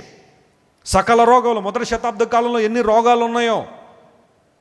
ఇప్పుడున్న రోగాలకైతే ఇంక మనం పేర్లు పెట్టడం కూడా చాలా కష్టంగానే అనిపించేది కదా. ప్రతి దానికి ఒక రోగం. ఇప్పుడు తల ఎలా నేను స్పీడ్గా తిప్పాను అనుకోండి, దానికి ఒక పేరు ఉంటుంది, అదో రోగం అట. ప్రతి చిన్నదానికి రోగాలే, అనేక రోగాలు. బహుశా ప్రజలు పీడించబడుతున్న చాలా రోగాల చేత. కానీ నా దేవుడు స్వస్థపరిచే దేవుడు. Hallelujah. He is the supreme healer. ఆయన స్వస్థపరిచే దేవుడు. డాక్టర్ దగ్గరికి వెళ్ళొద్దా, మందులు వాడొద్దా? అఫ్ కోర్స్ అవి జీవితంలో భాగమే కావచ్చు. కానీ మన విశ్వాసం మాత్రం దేని మీద ఉంది? ప్రభువు మీద ఉంది. కొన్ని సంఘాల్లో మందులు వాడేవాళ్ళు నరకానికి పోతారని బోధ చేసేవాళ్ళు కూడా చాలామంది ఉన్నారు. చెప్పండి, ట్యాబ్లెట్లు వేసుకుంటే ఎక్కడికి వెళ్ళిపోతారట? అదేంటో కానీ ఆ సేవకులందరూ కళ్ళద్దాలు పెట్టుకుంటారు మళ్ళీ. మరి ఆ అద్దాలు ఎవరు ఇచ్చారు? కార్పెంటర్ గారు వేసాడా? తాపి మేస్త్రి గారు ఇచ్చారు అద్దాలు? డాక్టర్ దగ్గరే కదా వెళ్ళావు నువ్వు. ఆ కళ్ళల్లో ఎంత లోపం ఉందో చూసుకునే కదా అద్దాలు వాడుతున్నావు. మరి అక్కడ విశ్వాసం ఏమైంది? మరి కొంతమంది తెలియక అసందర్భమైన మాటలు మాట్లాడేస్తుంటారు. మైక్ ఉంది కదా, ఏదో చెప్పేద్దాం అన్న ఆలోచనలో. దేవుని బిడ్డలు విశ్వాసం కలిగి బ్రతకాలి. కానీ at the same time God uses some people so that we may get healing. స్వస్థత రావడానికి దేవుడు కొంతమందిని వాడుకుంటారు. అల్టిమేట్ హీలర్ ఆయనే, స్వస్థపరిచేవాడు ఆయనే. కొన్నిసార్లు మందుల ద్వారా స్వస్థపరచవచ్చు, లేదా మందులు లేకుండా కూడా దేవుడు ఏం చేస్తారు చెప్పండి? స్వస్థపరచు. కానీ మన నమ్మిక మాత్రం ఎవరి మీద ఉంటుంది? దేవుని మీద మాత్రమే. అనేక విషయాలు బైబిల్లో ఉన్నాయి. నేను అవన్నీ చెప్పాలన్న ఉద్దేశం కాదు. క్రైస్తవులు మందులు వాడచ్చా లేదా అంటే బోల్డ్ రిఫరెన్స్లు ఉన్నాయి బైబిల్లో. కానీ నా టాపిక్ అది కాదు. సకల విధములైన రోగముల చేత పీడించబడుతున్నవారు, యేసు ప్రభువే మాకు స్వస్థతనిచ్చేవాడు ఆయన. ఆయన మా ఆత్మలో బాగు చేసే వైద్యుడు ఆయన. అట్ ది సేమ్ టైం మాకున్న రోగములను కుదర్చగలిగే దేవుడు నమ్మి ఆయన దగ్గరికి వచ్చారు. బైబిల్లో మాట నాకు చాలా ఇష్టం. విశ్వాసంతో యేసయ్య ముందు నిలబడిన ప్రతి ఒక్కరు కూడా ఆయన నుండి అద్భుతాన్ని పొందుకునే వెళ్ళారు. గట్టిగా చప్పట్లు కొట్టి దేవుని మహిమపరచండి. హల్లెలూయా. ఎవడైనా సరే మొదటి శతాబ్ద కాలంలో యేసు ప్రభువు నుండి మేలు పొందలేదు అంటే వాళ్ళు అవిశ్వాసంతో ఉన్న వాళ్ళే. కానీ విశ్వాసంతో ఉన్న ప్రతి ఒక్కరిని దేవుడు ఏం చేశాడు చెప్పండి? స్వస్థపరి. అది ఎంత భయంకర వ్యాధి అయినా సరే. బెతెస్దా కోనేరు దగ్గర 38 సంవత్సరాల నుండి వ్యాధితో పడిన ఒకడు పడి ఉన్నాడు. యేసు ప్రభువు కన్నా వయసు ఎక్కువైంది, ఆ రోగం వయసు ఎక్కువ. ఆయన వయసు ఎంతో మనకు తెలియదు, కానీ యేసు ప్రభువు వయసు కన్నా ఆయనకున్న రోగం వయసు ఎక్కువ. 38 సంవత్సరాలు పడిపోయి ఉన్నాడు. ప్రతి ఏటా ఆయా సందర్భాల్లో దేవుని దూత వచ్చి నీళ్లు కదిలిస్తూ ఉంటే మొదట ఎవడు దిగునో వాడు ఎట్టి వ్యాధిగ్రస్తుడైన స్వస్థత పొందే అవకాశం అక్కడ ఉంది. అలాంటి పరిస్థితే, అలాంటి కోనేరే గనక ఇప్పుడు ఎక్కడైనా ఉంటే మనలో సగం మంది ఎక్కడ ఉన్నాం? అక్కడే. కొంతమంది బహుశా బౌన్సర్లు కూడా పెట్టుకుంటారు. ఒరే బౌన్సర్లో ఆ దేవత వచ్చి నీళ్లు కదిలించగానే అందరికన్నా ముందు నన్ను ఏం చేయండి, లోపల తోసేయండి అంతే. తర్వాత ఏం జరుగుతుంది తర్వాత సంగతి. ముందు మాత్రం నాకేం రావాలా? హీలింగ్ రావాలా. ఇన్క్యూరబుల్ డిసీజెస్ కొన్ని ఉంటాయి, ఇంకా డాక్టర్లు చేతులు చేసిన వ్యాధులు, బహుశా వాళ్ళందరూ అక్కడే ఉంటారేమో. ఎగ్జాక్ట్గా 1st సెంచరీలో అదే సిచ్యువేషన్. బెతెస్దా కోనర్ దగ్గర 5 మంటపాలు, ఆ 5 పార్చెస్లో గుంపులు గుంపులుగా ప్రజలు పడిపోయి ఉన్నారట. దేవదూత ఎప్పుడు వస్తుందా, నీళ్లు కదిలేస్తుందా, ఎప్పుడు మేము దానిలో పడతామని. ఈ సదరు సహోదరుడు కూడా భార్య పిల్లలందరినీ వేసుకుని వచ్చి ఉంటాడు. నేను ఇలా అనుకుంటున్నాను, ఇవన్నీ లేవు అనుకోండి బైబిల్లో, ఇలా అనుకుంటున్నాను. భార్య పిల్లలు బంధువులు స్నేహితులు అందరూ కూడా వచ్చి, ఒరే ఇంకెంతకాలం బాధపడతారా, దేవదూత ఎవరో వస్తారట, ఆమె నీళ్లు కదిలేస్తుందట, ఒకసారి అందులో నేను వేస్తాం పద అని చెప్పి వచ్చారు. ఫస్ట్ ఇయర్ ట్రై చేసేసరికి ఎవరో పడిపోయారు ఆల్రెడీ. అవలేదా, వచ్చా బయటికి వచ్చాయి అని మళ్ళీ అక్కడే కూర్చోబెట్టారు. ఈ లోపల సగం బంధువులు వెళ్ళిపోయారు. వీడికి అదృష్టం లేదేమో అని చెప్పి వెళ్ళిపోయి ఉండొచ్చు. అలా కొంతకాలానికి ఎంతోమందితో వచ్చిన వాడు చెప్పండి ఏమైపోయాడు? ఒంటరివాడు అయిపోయాడు. అప్పుడప్పుడు కొంతమందిని చూస్తూ ఉంటే అనిపిస్తుంది, ఫస్ట్ టైం విదేశీ ప్రయాణం చేయగానే ఎయిర్పోర్ట్ దగ్గరికి ఎంతమంది వస్తారో చెప్పండి రిసీవ్ చేసుకోవడానికి. బంధువులు స్నేహితులు వాళ్ళు వీళ్ళు ఇరుగు పొరుగు వాళ్ళు అందరూ పూలదండలు బొకేలు అబ్బా అవి ఇవి పట్టుకుని ఎయిర్పోర్ట్ అంతా కలకలాడిపోద్ది. ఓ 4-5 సార్లు వెళ్ళి వచ్చిన తర్వాత ఎవరు ఉండరు అక్కడ. దిగి వచ్చిన తర్వాత వచ్చేసాను మరి ఫ్లైట్ వచ్చిందండి, ఒరే అక్కడ ఓబర్ ఉంటుంది ఎక్కువ వచ్చారా, ఎవరు కొందరు ఇక్కడ ఖాళీ నేను ప్రతిసారి రిసీవ్ చేసుకోవడానికి. ఈ కొంతమంది జీవితాల్లో జరుగుతూ ఉండొచ్చేమో, అందరి జీవితాలు ఎలా ఉంటాయని అంటలేదు, కానీ ఆ ఎగ్జైట్మెంట్ ఆ ఫస్ట్లో ఉన్నది ఆ తర్వాత ఉండకపోవచ్చు. ఈ వ్యక్తి జీవితంలో కూడా అదే. అందరూ వెళ్ళిపోయి ఒక్కడైపోయాడు. తన ప్రయత్నాలేవో తను చేసుకున్నాడు, తన ఉద్దేశాలేవో తనకున్నాయి. బాగుపడాలనే కోరికతోనే 38 సంవత్సరాలు కోనే దగ్గర ఉండిపోతే, ఏ కోనేరు కోసం అయితే 38 సంవత్సరాలు కనిపెట్టాడో ఒకరు అదే కోనేరు యేసయ్య రూపంలో తన దగ్గర నడుచుకుని వచ్చింది. దేవుని నామమున స్తోత్రం కలుగును గాక. Hallelujah. God wanted to heal him. అయితే అతనికి శారీరక స్వస్థత ఇవ్వడానికి ముందు యేసు ప్రభు అతని మనస్సును కూడా స్వస్థపరిచారు. స్వస్థపడగోరుచున్నావా అని అడిగితే ఎస్ లార్డ్ అని చెప్పాలా? కానీ అతను చెప్తున్న మాట ఏంటో తెలుసా? ప్రభువా ఇందులో పడాలని అనుకున్నాక నాకు ఎవరూ లేరు. I'm a helpless man, I'm completely hopeless O God. లేదా ఒక అవకాశం కనబట్టలేదు, నాకు సహాయం చేసేవాళ్ళు కూడా ఎవరు లేరు. How can it be possible? బహుశా ఈరోజు నీ జీవితంలో కూడా నీకున్న రోగాన్ని బట్టి, నీకున్న రుగ్మతను బట్టి, నీకున్న ఇన్ఫోమిటీని బట్టి ఒక్కొక్కరు అందరూ దూరం అయిపోయారా? ఒంటరితనంతో ఏడుస్తున్నావా? నీ దగ్గర అన్నీ ఉన్నప్పుడు అందరూ అనుభవించడానికి వచ్చిన వారు, అన్నీ ఉన్నప్పుడు నువ్వు అంత కాదు ఇంత కాదని నేను పొగిడిన వారు, ఈరోజు నీకు కష్టం వస్తే, నీకు ఇబ్బంది వస్తే, నీకు ప్రతికూలత వస్తే కనీసం నువ్వు వాళ్ళ బంధువులని చెప్పుకోవడానికి కూడా ఇష్టపడలేదేమో. అలాంటి బంధువులు ఉన్న ఈ రోజుల్లో, అలాంటి కుటుంబ సభ్యులు ఉన్న ఈ రోజుల్లో నిన్నుగా ప్రేమించే వాళ్ళు ఎవరైనా ఉన్నారంటే అది కేవలం నీ కోసం ప్రాణం పెట్టిన యేసయ్య మాత్రమే. He heals your body, but before that he heals your emotions. He heals your emotional condition. నీ మానసికమైన పరిస్థితులను ప్రభు స్వస్థపరచగలడు. ముందు అతనికి ధైర్యం ఇచ్చాడు, అభయాన్ని ఇచ్చాడు. ఆ తర్వాత అతనికి స్వస్థతనిచ్చి పంపించిన దేవుడు ఆయన. నానావిధ రోగముల చేత పీడించబడుతున్న వారిని యేసు ప్రభు స్వస్థపరిచి పంపించారు. ప్రభునందు ప్రియులారా, సాయంకాలం నువ్వు ఏం చేస్తున్నావు యేసయ్యా అంటే స్వస్థపరుస్తున్నాను ప్రజల్ని. ఉదయం ఏం చేస్తున్నావు? కృపనిస్తున్నాను. మధ్యాహ్నం ఏం చేస్తున్నావు? నా వెలుగును కృమ్మరిస్తున్నాను ప్రజల మీద. సౌలు లాంటి వాళ్ళని కూడా పౌలుగా మారుస్తున్నాను. సాయంకాలం ఏం చేస్తున్నావు ప్రభువా? దయ్యముల చేత పీడించబడుతున్న వారిని, నానా రకములైన రోగముల చేత పీడించబడిన వారందరినీ స్వస్థపరిచి వారిని సంతృప్తిపరిచి పంపించిన యేసయ్య. Our God is our healer. No matter what the disease you are facing today, let me proclaim God's healing upon your life. దేవుని సేవకునిగా ప్రకటిస్తున్నాను, ప్రభువు మిమ్మల్ని స్వస్థపరచును గాక. గాయపడిన మీ హృదయాలను యేసయ్య స్వస్థపరచును గాక. గాయపడిన మీ జీవితాలను ప్రభు స్వస్థపరచును గాక. హల్లెలూయా. నేను చెబుతున్నాను, రోగం అనగానే ప్రతిసారి శరీరానికి అనుకోకండి. మనసుకు రోగాలు వస్తాయి కొన్నిసార్లు. ఎందుకు? నిందలు అవమానాలు వేసేవాళ్ళు ఉంటారు, కొంతమంది తప్పుగా మాట్లాడే వాళ్ళు ఉంటారు. నువ్వు చేసే పని ఒకటైతే దాన్ని వేరే విధంగా చిత్రీకరించి మాట్లాడేవాళ్ళు చాలామంది ఉంటారు. ఆ కారణాన్ని బట్టి బైబిల్లో ఒక మాట చెప్తాను చూడండి. బైబిల్ గ్రంథంలో 59వ కీర్తన దగ్గరికి రండి ఒకసారి. ఒక మాట మీకు జ్ఞాపకం చేశాను, ఆ మాట చెప్పి నేను ముందుకు వెళ్తాను.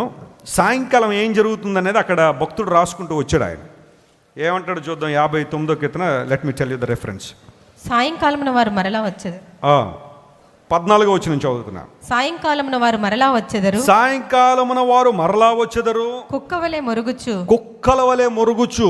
పట్టణము చుట్టూ తిరుగుదురు. పట్టణం చుట్టూ ఏం చేస్తారట? ఎవరెళ్ళు? ఆ పైన ఉన్నారు. ఆ పైన ఇదే వచ్చిన 6వ వచనంలో కూడా ఉండదు. 59:6లో కూడా సాయంకాలం వారు మరలా వచ్చేదారు, కుక్కవలే మురుగుతూ పట్టణం చుట్టూ. బైబిల్లో ఏదైనా ఒక మాట రాసి ఉందంటేనే దాని వెనకాల ఎన్నో విషయాలు ఉంటాయి.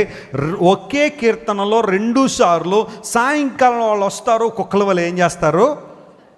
ఉంటారు. కొంతమంది కుక్కల వలె మురిగే వాళ్ళు ఉంటారు, వ్యర్థమైన నిందలేసే వాళ్ళు ఉంటారు, అవమానించే వాళ్ళు ఉంటారు. చార్లీ చాప్లిన్ ఒక నా సందర్భంలో ఇలా అంటాడు, జాగ్రత్త వినండి. ఏమంటాడు తెలుసా? ప్రపంచంలో నాకు మిత్రుడు ఎవరైనా ఉన్నారంటే నేను ప్రతిరోజు నిలబడే దేని ముందైతే నిలబడతానో ఆ అద్దమే నాకు మిత్రుడు అన్నాడు. చెప్పండి, వాళ్ళ ఇంట్లో అద్దమే తనకేంటంట? స్నేహితుడట. ఎందుకు నాయన అద్దమే ఎందుకు మిత్రుడు అంటే, చార్లీ చాప్లిన్ ఏమంటాడు తెలుసా? నేను ఏడిస్తే అదేమవ్వదో నవ్వదన్నాడు. అద్దం మనం ఏడిస్తే ఏడ్చినట్టుగానే చూపిస్తుంది, మనం నవ్వితే నవ్వినట్టుగానే చూపిస్తుంది. నేను ఏడిస్తే నా ముందున్న అద్దం నవ్వదు కాబట్టే అద్దం అంటే నాకు ఇష్టం అన్నాడు చార్లీ చాప్లిన్. ఎంత నలిగిపోయాడో నిందల ద్వారా, ఎంత నలిగిపోయాడో అవమానాల ద్వారా. ఈరోజులో మాట చెప్పమంటారా? నువ్వు ఏడిస్తే నవ్వడానికి చాలామంది సిద్ధంగా ఉన్నారు ప్రపంచంలో. నీ ఏడుపు చూడాలని, నీ కన్నీళ్లు చూడాలని, నువ్వు నలిగిపోతే చూడాలని, నువ్వు ఇబ్బందులు పడితే చూడాలని, నువ్వు కష్టాలు పాలైపోతే పండగ చేసుకోవాలని చూసేవాళ్ళు చాలామంది ఉన్నారు. కుక్కల వలె మురుగుతూ పట్టణముల చుట్టూ ఏం చేస్తారట? వాళ్ళు తిరుగుతూనే ఉంటారు. కొన్నిసార్లు ఆ మాటలు బాధ అనిపించవచ్చు, ఆ మాటలు ఇబ్బంది అనిపించవచ్చు. ధన్య నిత్య ప్రశస్తలు వాళ్ళు చక్కగా పాటలు పాడి ఒక ఛానల్లో దేవుడిని నడిపింపుని బట్టి ఆ ఛానల్ పెట్టాము. ఆ ఛానల్లో చిన్నపిల్లలందరినీ ప్రభావితం చేస్తున్నారు వాళ్ళు. ఈరోజు అమెరికా వెళ్తే ఎవరు మమ్మల్ని అడగట్లేదు, ధన్య వాళ్ళు ఎక్కడ ఉన్నారని అడుగుతారు అందరూ. వాళ్ళు ఫేమస్ అయిపోయారు మాకన్నా. సరే, చిన్నపిల్లలందరినీ ప్రభావితం. ఎన్ని ఇళ్లల్లో పిల్లలు ధన్యనిత్య ప్రశస్త సాంగులు చూస్తూనే మా పిల్లలు భోజనం చేస్తారండి, చక్కగా దేవుళ్ళు ఎదుగుతున్నారండి, VBS ద్వారా చాలా ఆనందిస్తున్నారండి, ప్రభువులు ఎదుగుతున్నారండి అని చాలామంది సాక్ష్యాలు చెబుతున్నారు. అయితే ఒకసారి వాళ్ళు ఏదో ఒక పాట పెట్టి ఆ పాట అప్లోడ్ చేస్తే కింద ఒకడు రాశాడు, వీళ్ళని ఎన్కౌంటర్ చేసేయాలని రాశాడు. చిన్నపిల్లలు వాళ్ళు ఏం చేశారండి? వాళ్ళు ఏమి అన్యాయం చేశారు? నీకు ఏ ఇబ్బంది కలిగించారు? యేసు ప్రభు పాటలు పాడుతున్నారని ఎన్కౌంటర్ చేసేస్తా వాళ్ళని. నువ్వు నిజంగా చేయాలనుకుంటే ఎవరిని చేయాలా? లోకంలో ఎంతోమందిని ఇబ్బంది పెడుతున్న వాళ్ళు, ఇష్టానుసారంగా ప్రపంచాన్ని నాశనం చేస్తున్న వాళ్ళు, వ్యభిచార గృహాలు నిర్వహిస్తున్నవారు, త్రాగుబోతుల ఆ భయంకర పరిస్థితుల్లో ఇప్పుడు తమిళనాడులో కల్తీ మద్యం తాగి ఎంతమంది చచ్చిపోతే రోడ్ల మీదకి వచ్చి ఏడుస్తున్నారే. ప్రభుత్వం 15 లక్షలు ఇస్తా ఉంటే ఒక ఆమంది 10 లక్షలు ఏం చేసుకోమంటారు? సార్, నా భర్త చచ్చిపోయాడండి, పోయాడండి నా భర్త, 10 లక్షలు ఏం చేసుకోమంటారని ఆ బిడ్డ వచ్చి రోడ్డు మీద ఏడుస్తుంటే ఎవరు ఆపగలరా ఆ భయంకరమైన ఆ దుఃఖాన్ని? అలాంటి వాళ్ళు కదా ఎన్కౌంటర్ చేయాల్సి వస్తే. ఎవరేం చేశారా నీకు? దేవుని బిడ్డలు ఏం చేశారు? వారు నీకోసం ప్రార్థన చేస్తారు, మంచి విషయాలు నీకు నేర్పిస్తున్నారు. మీ పిల్లలకు మంచి విషయాలు నేర్పించేవాడు. కుక్కల వల్ల మొరగడం అంటే ఇదే. పరిస్థితి ఏంటో తెలియక, వాస్తవం ఏంటో అర్థం కాకుండా మాట్లాడేసే వాళ్ళు ఉంటారు చూసారా? దావీదు భక్తుడు వాళ్ళ గురించి మాట్లాడు. సాయంకాలం వస్తారట వాళ్ళు, కుక్కల వల్ల మొరుగుతూ ఉంటారు. ప్రభువా, అయితే ఆపద దినమందు నాకు రక్షణకర్తవు నీవే. గట్టిగా చప్పట్లు కొట్టి దేవుని మహిమపరచును. Hallelujah. May the Lord protect you from all the false accusations that you are facing in your life. నీ జీవితంలో ఎదుర్కొంటున్న నిందలు, అవమానాల నుండి, అతి తీవ్రమైన మాటల నుండి నా దేవుడు నిన్ను భద్రపరచును గాక. హల్లెలూయా.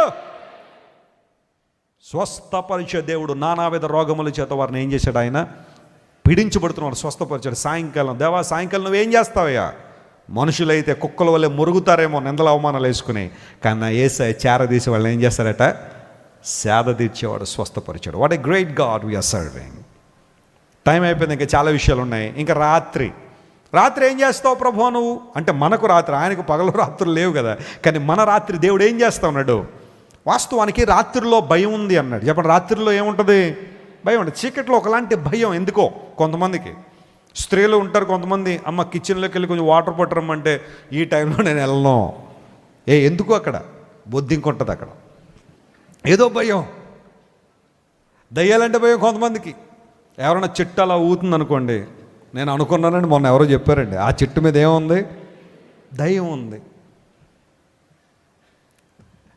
ఆ చెట్టు మీద దయ్యం ఉందని చెప్పి కొంతమంది ఆ వీధుల్లోంచి వెళ్ళరు కొంతమంది. ఇక దయ్యాలకు ఇంక పని పాటలేదు, చెట్ల మీదకి ఊగుతూ ఉంటాయి. మరి వాటికి ఇంకేం పని ఉంది మరి? ఒకసారి ఒక ఆమె ఇలాగడింది భర్తని, ఏమండి మీకు దయ్యాలంటే భయమా అండి? నిన్ను చూస్తున్నాను కదా, ఇంకేం భయం ఉంటుంది అన్నాడట ఆయన. రోజు నిన్ను చూస్తున్నానే, ఇంకా దయ్యాలంటే నాకేం భయం, రమ్మని ఏ దయ్యం వస్తుందో అన్నాడట. పర్లేదులేండి అనుకో. దయ్యాలు ఎక్కడో ఉంటారు కూడా కొంతమంది. రాత్రి వేళ ఏముంటుంది చెప్పండి? కొన్ని రకాల భయాలు ఉన్నాయి. అందరూ బట్టి 91 కీర్తన 5వ వచనంలో రాత్రి వేళ కలుగు భయమునకైనను. చెప్పండి, రాత్రి వేళ ఏం కలుగుతుందట? భయం ఉంది. పగటి వేళ ఎగురు బాణమునకైనను నువ్వు భయపడకుందు. Praise the Lord. పరమగీతల్లో మాట ఉంటుంది, రాత్రి భయము చేత వారు ఖడ్గము ధరించి వస్తున్నారని. ఏంటా ఖడ్గం?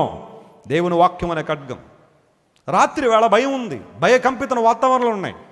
ఎక్కువగా చాలామంది శాస్త్రవేత్తలు చెప్పేది ఏంటంటే, చీకటి పడే కొలది, రాత్రి అయ్యే కొలది డిప్రెషన్ కూడా ఎక్కువ అవుద్దట మనిషికి.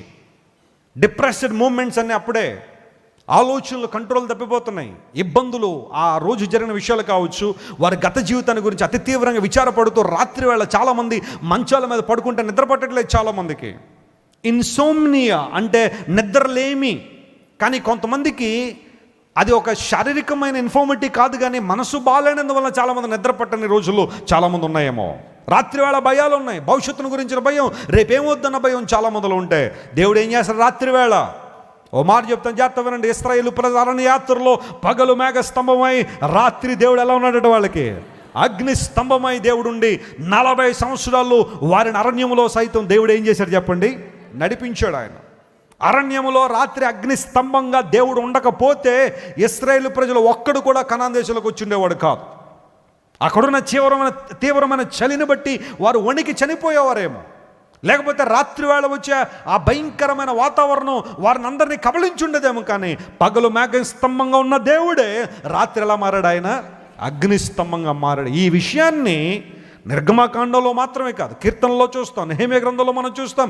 త్రూ అవుట్ ద బైబిల్ ఆ సంఘటన మనం చూడడానికి కారణం ఏంటంటే, రాత్రి అగ్ని స్తంభంగా దేవుడు ఉన్నాడు. కారణం నీలో నాలో ఉన్న భయాన్ని పోగొట్టడానికి. యాకోబు రాత్రి వేళ ఒక్కడే నిలిచిపోయాడట. బెయేర్షెబా నుండి హారానికి వెళుతున్న మార్గంలో ఒక్కడే నిలిచిపోయాడు, ఒక్కడే ఉన్నాడు. హి వాజ్ ఆల్ అలోన్. చీకటి. ఆ సందర్భంలో ఒక రాయిని తీసుకుని తలగడగా చేసుకుని పడుకుంటే, రాత్రి వేళ ఎవ్వరూ యాకోబు దగ్గర లేని ఆ సమయంలో, తన భవిష్యత్తు ఏంటో భయం పడుతున్న ఆ సమయంలో, ఏం జరుగుద్దో తెలియని పరిస్థితుల్లో ఒక్కడే రాత్రి వేళ ఒంటరిగా పడుకున్నప్పుడు జరిగిన పరిస్థితి ఏంటి? నేను సింగపూర్ వెళ్ళాను. నా 19వ సంవత్సరం, 19th ఇయర్. నాకు ఫస్ట్ టైం నేను ఇల్లు వదిలేసి అంతసేపు ఉండడం, లేదా అన్ని రోజులు ఉండడం. క్రిస్టఫర్ గారని వాళ్ళ ఇంట్లో ఉన్నాను. వాళ్ళ ఇల్లు సింగపూర్లో. ఆ వెనకాల పెద్ద గ్రౌండు, కొండలు ఇలాంటివన్నీ ఉంటాయి. వాటి పక్కన వాళ్ళ ఇల్లు. వాళ్ళేమో గ్రౌండ్ ఫ్లోర్లో ఉండేవారు, నన్నేమో 3rd ఫ్లోర్లో పెట్టారు. 3వ ఫ్లోర్ మెట్లు ఎక్కింటూ వెళ్ళాలి. ఎక్కిన తర్వాత ఒకరు అన్నారు, బ్రదర్ వెస్లీ మాకు చిన్న పని ఉంది, 3 రోజులు మేము బయటికి వెళ్ళొస్తాం, నైట్ ఉండవు, నువ్వు ఒక్కడే ఉండాలన్నాను ఇంట్లో. సరే మీరు వెళ్ళండి పర్లేదన్నాను. వెళ్ళిన తర్వాత ఉదయకాలం కాన్ఫరెన్స్కి వెళ్ళాను. కాన్ఫరెన్స్లో పాటలు పాడుతుంటే నా వెనకాల ఒక ఆమె, దాన్ని ఒపెరా స్టైల్ సింగింగ్ అంటారు దాన్ని. సాంగ్ పాడేటప్పుడు ఆ పాట ఎలా ఉంటుందంటే, వాళ్ళు మామూలుగా పాడకుండా ఒపెరా స్టైల్లో పాడుతూ ఉంటారు. ఆమె అలా పాడుతూ ఉండేది. 2 సార్లు చూసి, ఏమంటే కొంచెం మెల్లిగా పాడండి, మేము పాడలేకపోతాం అంటే ఆమె పాడుతూ ఉండేది అలాగే. సరే, క్రిస్టఫర్ గారు వాళ్ళు మిస్సెస్ ప్రిసిల్లా గారు ఎక్కడికో బయటికి వెళ్ళారు. ఆ నైట్ అంతా నేను ఒక్కడే ఉండాలి. పైన పెద్ద ఇల్లు, చుట్టూ అంతా కొండలు, ఆ వెనకాలంతా పెద్ద ఖాళీ స్థలం, పక్కన దగ్గర కనుచూపు మేరలు ఇళ్ళేం లేవు. ఆ సందర్భంలో పైన ఉండగానే 12 గంటలకి ఈ పాట గుర్తొచ్చేస్తూ ఉండేది నాకు. అది ఎలా ఉండేదంటే కిటికీ దగ్గరికి ఎవరో వచ్చి నువ్వు బయటికి రా అన్నట్టు ఉండేది. 19 సంవత్సరాలలాగా వయసు అప్పుడు. ధైర్యంగానే ఉంటాను, కానీ 12 గంటలకి నిద్ర పట్టేది కాదు. ఆమె పాడతారు, నేను అప్పటికీ చెప్పాను ఏమండి అలా పాడకండి అని. ఆమె అలా పాడి ఇబ్బంది పెట్టేస్తుండేది నైట్ టైం. వెంటనే కిటికీ తలుపులేసి ప్రభు ఏంటని ఈ బాధ నాకు. వాళ్ళు ఏదో కింద ఉన్నారంటే పోనీ అదో ధైర్యం అన్న ఉండదు. వాళ్ళు కూడా ఎంటర్ ఇల్లంతా మందే. ఇప్పుడు రాత్రి వేళ భయాలు కొన్ని ఉండొచ్చు, ఇబ్బందులు ఉండొచ్చు, ప్రతికూలతలు ఉండొచ్చు. యాకోబు ఒక్కడే అరణ్యంలో ఆ తలగడ దిండు రాత్రి తలగడ దిండు తీసుకుని పడుకుంటే, యాకోబు నువ్వు ఒక్కడవు కాదు, నేను నీతో ఉన్నాను. హల్లెలూయా, నేను నీతో ఉన్నాను. రాత్రి వేళ బహుశా అందరూ నేను వదిలిపెట్టేసేమో కానీ చూడు నా స్వరూప దర్శనాన్ని చూడని నిచ్చెన కనబడడం, నిచ్చెన దేవతలు ఎక్కడం దిగడం, ఆ పైన దేవుడు మాట్లాడడం. యాకోబు జీవితం ధన్యమైపోవడానికి కారణం ఏంటో తెలుసా? ఆ ఒంటరి సమయంలో ఆ నిచ్చెనైన ప్రభువుని యేసయ్యను చూశాడు. గట్టిగా చప్పట్లు కొట్టి దేవుని మహిమపరచండి. Hallelujah. My dear brother, my dear sister, let me tell you one thing. Are you suffering from loneliness today? ఈరోజు బహుశా ఒంటరిగా ఉన్నావేమో. ఒంటరితనం అంటే ఎవరు నీ చుట్టూ లేకపోవడం కాదు, కొన్ని వందల మంది నీ చుట్టూ ఉన్నా you have that feeling in your heart, being lonely, being alone. Listen to me. ఆ ఒంటరితనంలోనే దేవుడు నీతో మాట్లాడడానికి ఇష్టపడుతున్నాడు. ఆయన ఆ ప్రతికూల వాతావరణంలోనే దేవుడు తన పరలోకాన్ని కోసం తెరవగలడు, తన దివ్య దర్శనానికి ఇవ్వగలడు. బైబిల్లో ఎన్నో సందర్భాలు ఉన్నాయి. సమాజం నుండి వేరు చేయబడిన వాళ్ళు దేవునితో అద్భుతమైన ప్రత్యక్షతలు చూశారు. యోహాను 18 నెలలు పద్మసు ద్వీపంలో ఉన్నాడు. 1 సంవత్సరం 6 నెలల్లో 18 నెలల్లో వృద్ధాప్యంలో ఉన్న యోహాను చుట్టుపక్కల ఒక్కడు కూడా లేరు. టిఫిన్ పెట్టేవాళ్ళు లేరు, భోజనం పెట్టేవాళ్ళు లేరు, అతనికి సహకరించేవాళ్ళు ఎవరు లేరు. అలాంటి పరిస్థితుల్లో 18 నెలల్లో ఒంటరిగా పద్మసు ద్వీపంలో మూలుగుతుంటే యోహాను ఒక ఉద్దేశంతో నేను ఇక్కడ తీసుకొచ్చాను తెలుసా? పద్మసు ద్వీపంలో ఒంటరివాణని ఏడవద్దు, నీ ఒంటరితనంలోనే ప్రకటన రాబోతుంది. దేవుని నామమున స్తోత్రం కలుగును గాక. నువ్వు చూసేవన్నీ, నువ్వు వినేవన్నీ కూడా రాసాయి అన్నాడు దేవుడు. ఆ ఒంటరితనాన్ని దేవుడు అద్భుతమైన ఆశీర్వాదకంగా మార్చాడు. Praise the lord. Your God can turn any bitter situation into a better situation today.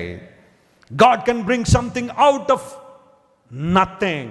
ఏమీ లేనప్పుడు సమస్తాన్ని కలుగం చేసిన దేవుడు నీ జీవితంలో ఏదైతే ఈ రోజున ప్రతికూలత కనిపిస్తుందో, చీకటి కనిపిస్తుందో, దానిలోంచి దేవుడు తన ప్రణాళికలు నెరవేర్చడానికి ఆయన ఏం చేస్తున్నాడు? ఆయన సిద్ధపడుతున్న దేవుడు. ఒక్క మాట చెప్పిన ముగిస్తాను. ప్రభు, ఆ రాత్రులు ఏం చేస్తున్నావయ్యా నువ్వు? I'm still working. ఇంకా పని చేస్తూనే ఉన్నాను. ఏంటి ప్రభు ఆ పని? ఒళ్ళంతా దెబ్బలు కొట్టి కాళ్ళు చేతులు బండలు వేసి బిగించి పౌలు శీలను ఫిలిప్పీ చెరసాల్లో పెడితే అర్ధరాత్రి వేళ వాళ్ళు ఏం చేయడం మొదలుపెట్టారట? పాటలు పాడడం మొదలుపెట్టారు, కీర్తనలు పాడడం మొదలుపెట్టారు.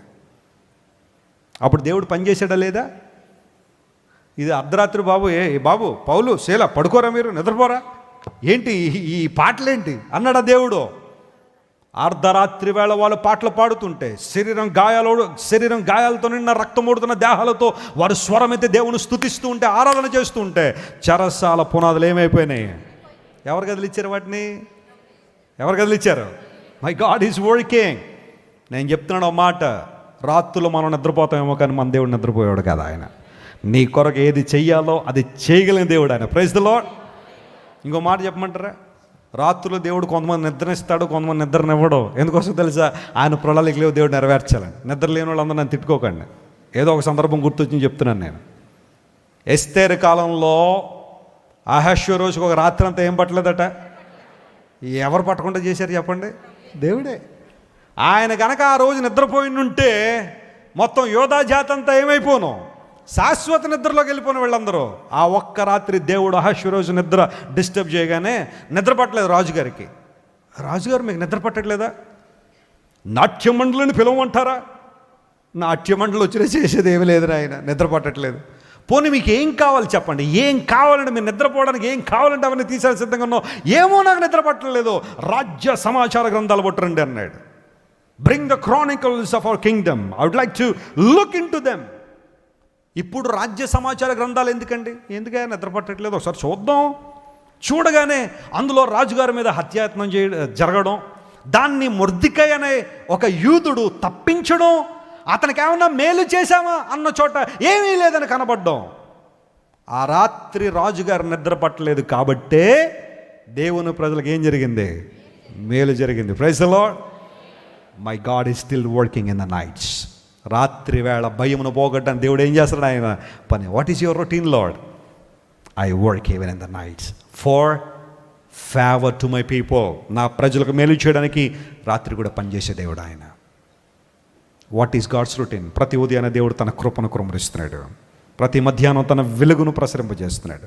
ప్రతి సాయంకాలం ప్రజలు ఏం చేస్తున్నాడు? ఆయన స్వస్థపరుస్తున్నాడు. ప్రతి రాత్రి ప్రజల పక్షంగా పనిచేస్తున్న దేవుడు ఆయన. కళ్ళు మూసుకొని ప్రార్థన చేసుకుందాం.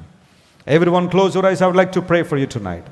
ఎంతవరకు ప్రభువు మాట్లాడిన ప్రతి మాటను బట్టి దేవుని స్తుతులు చెల్లించి, అవునయ్యా నీ దినచర్య ఎలాంటిదో ఇంతవరకు మేము విన్నాం. మా దినచర్యలు ఏమైనా ఉండొచ్చేమో, కానీ thank you lord for letting us know your daily routine that you are working for us. మా నిమిత్తం పనిచేసే దేవుడు కనుక నీకు వందనాలయ్యా అని ప్రతి ఒక్కరు దేవుని వైపు మనం చూద్దాం. ఎఫ్ మేజర్ అందరూ ప్రభు వైపు చూడండి. రాత్రి వేళ పౌలు శీలలు ఫిలిప్పీ చెరసాల్లో పాటలు పాడుతుంటే దేవుడు వారి పక్షంగా నిలబడి అద్భుతం చేశాడు ఆయన. ఒంటరిగా ఉన్న యాకోబు జీవితంలో మేలు చేసిన దేవుడు ఆయన. యాకోబు నువ్వు ఒంటరివాడు కాదు, చూడు నా ప్రత్యక్షత. నిచ్చెనను దేవుడు వేశాడు. ఆ నిచ్చెన ప్రభు అని యేసుక్రీస్తు వారే. ఈరోజు ఒంటరితనంలో, రాత్రి భయంలో, కలవరంలో, ఆందోళనలో ఉన్నావు ప్రియ సహోదరి, ప్రియ సహోదరుడా. దేవుడు నిన్ను దర్శించడానికి అనుకూల సమయం అదే. కెన్ యూ లుక్ అంటూ గాడ్? ఆ సమయంలో దేవుని వైపు చూడగలవా? ప్రభువా, యోహాను 18 నెలలు పద్మసు ద్వీపంలో ఒంటరిగా ఉన్నప్పుడే దర్శించావు. ప్రకటన గ్రంథాన్ని బైబిల్లో రాయించావు. అందరూ దేవుని వైపు మనం చూద్దాం. Major major F major. తల్లి తన బిడ్డను మరచినను మరువడు నీ దేవుడు నిన్ను. తల్లి తన బిడ్డను మరచినను మరువడు నీ దేవుడు నిన్ను.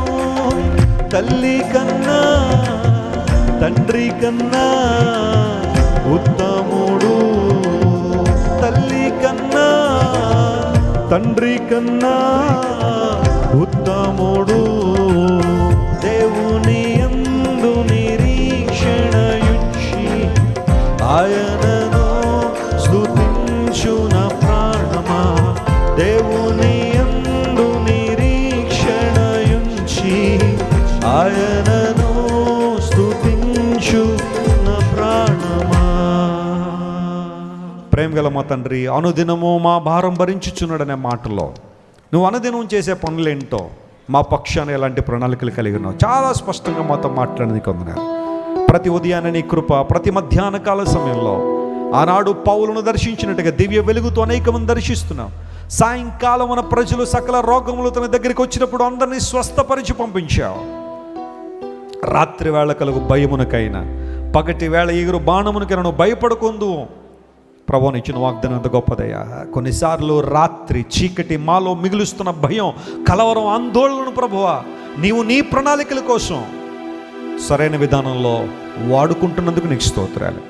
ఈ వర్తమానం ద్వారా ఎవరైతే నాయన నీ కొరకు మంచి నిర్ణయాలు తీసుకున్నారు, నీకోసం జీవించాలని, మా పక్షంగా నిలబడిన నీకు మా సమస్తాన్ని ప్రభువా అర్పించాలని, మా జీవితాలు, మా సమయము, మా సామర్థ్యం నీకెవడం ద్వారా నేను గణపరచగలమని మాతో మాట్లాడినందుకు నీకు స్తోత్రాలు. పౌలు శీలలను ప్రభువా అర్ధరాత్రి సమయంలో కూడా వాడుకున్న దేవుడు అయ్యా. చెరసాల పునాదులు సైతం కదిలించిన దేవుడు. ఎంత మంచి దేవుడు నాయన. కొన్నిసార్లు మాకు కలిగిన కష్టాన్ని బట్టి, మాకు కలిగిన దెబ్బలను బట్టి, మాకు కలిగిన నిందలను బట్టి దేవుడు మమ్మల్ని వదిలేసాడేమో అని అనుకుంటున్నాం. కానీ అర్ధరాత్రి సమయంలో కూడా చెరసాల పునాదులు కదిలించిన సామర్థ్యం నీకుందయ్యా. నీ మంచితనాన్ని బట్టి నేను స్తుతిస్తున్నాము. ఈ వాక్యం ద్వారా అనేక మంది బలపరిచిన స్తోత్రాలు. యేసు నామం పేరిట అడిగి వేడుకొనిచున్నాము తండ్రి. ఆమేన్.